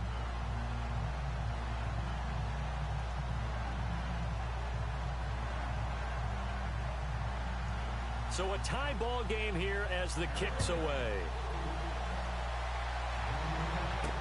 This is fielded a couple yards deep. And he'll get across the 20 before he's brought down at about the 23-yard line. Now the Patriot offense set to take over again. They control their own destiny here. They have the football in overtime. Obviously, a touchdown would win it. And I think teams around the league are still adjusting to the idea of going downfield, scoring a touchdown wins the game, because they were used to just going downfield and trying to get in field goal range to win a game. Still having to make that transition. Let's face it now, the ones who are doing it best know they need to go down, attack, put the ball in the end zone, and not leave it up to a field goal and give the other team a chance. As we said, they control their own destiny now.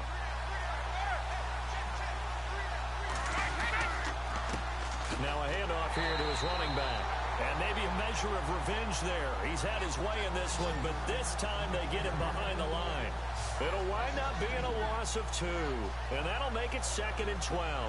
He's had some big runs in this game. Not there, though. But I don't think they're going to be deterred by that play right there. He's had some nice runs in the game. And how many times have we seen a good running back get stopped, yet turn it into something big on a later carry? I'd stay with him. And they're behind the sticks here a bit now, dealing with a 2nd and 12.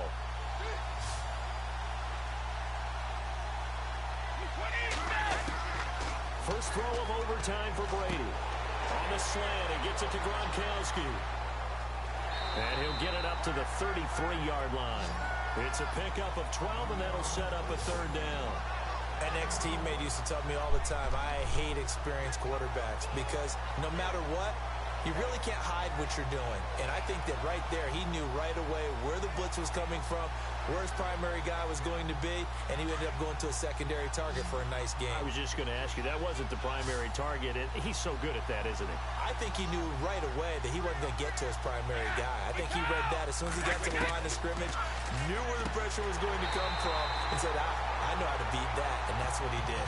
And he's got the first before he's brought down at the 39-yard line. It'll go as a gain of 6 that time, and it moves the chains as well. And something tells me the moment of overtime won't be too big for number 12, Tom Brady. Well, the best that have ever played have always taken big moments and treated them as little moments, right? Each play is going to be kind of the same, but they know how to rise to the occasion as well. And let's face it, Tom Brady, I think he'll enjoy playing in overtime and trying to be the guy that leads his team to victory. Throwing now is Brady. And he is out of bounds on the other side of midfield. The Patriot passing game is rolling. They've got another 1st down. So he hooked up with a veteran there, and in overtime, that's not a bad idea. Go with the age and the experience. Yeah, because sometimes the young guys, they give you the fresh legs and give you all that bounce. But in this type of a situation, sometimes those legs slow down a little bit as the enormity of the moment overwhelms them. The veteran guys, they tend to come through.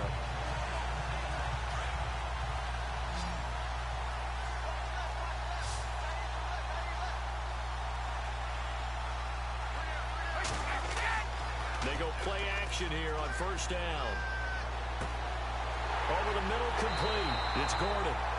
And he'll be taken down, but not before getting this inside the 30. And a nice gain of 21 yards.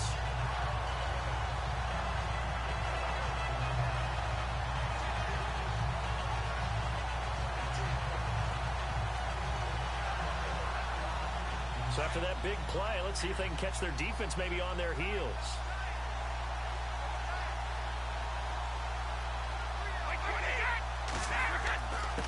Gonna give this time to the tailback. Whoosh. And down inside the 15, shy of the 10. Back-to-back nice gains. That one for 14 yards and another 1st. Another good run for him. What else is new? That'll put him right at 150 yards for the game. So he's really made his presence felt in this one.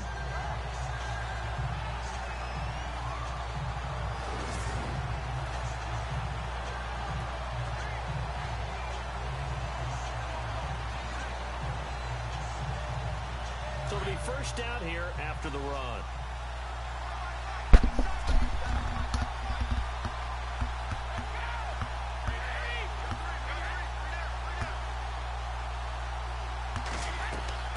They'll run it now out of the gun. And he'll get this one down to about the 10-yard line. A gain of 3, 2nd down. And I know you, with every carry, especially in overtime, you're just saying, if you're that ball carrier, hold on to the football. Hold on to it, protect it, but not necessarily settle it, because you're trying to get to the end zone. You're trying to end the game right here. I know the defensive guys, poking, clawing, raking, trying to knock the ball free and protect their end zone. Yeah, like you alluded to, especially this part of the field. Here's Brady. And he's into the end zone for the touchdown and the game winner in OT. Partner, great game that we got to see and making it extra special. Not only did I get 4 quarters with you in this one, I got some overtime, a little whipped cream on top. Look at you, trying to make this whole thing palatable. I just want you to pay for my meal later. You really just wanted 4 quarters, what you wanted. But how much fun was that? We had that type of a game where we got us to overtime, and then we get the dramatic ending to finish things off as well. What a game. So that'll do it for us. For my partner, Charles Davis, and all the hard-working men and women on our crew, I'm Brandon Gaughan. You've been watching the NFL right here on EA Sports. With that, we say good night from Atlanta. Well, as you guys just seen, the Patriots won the Super Bowl. They won their 6th Super Bowl. Congratulations, Tom Lady. You deserve it.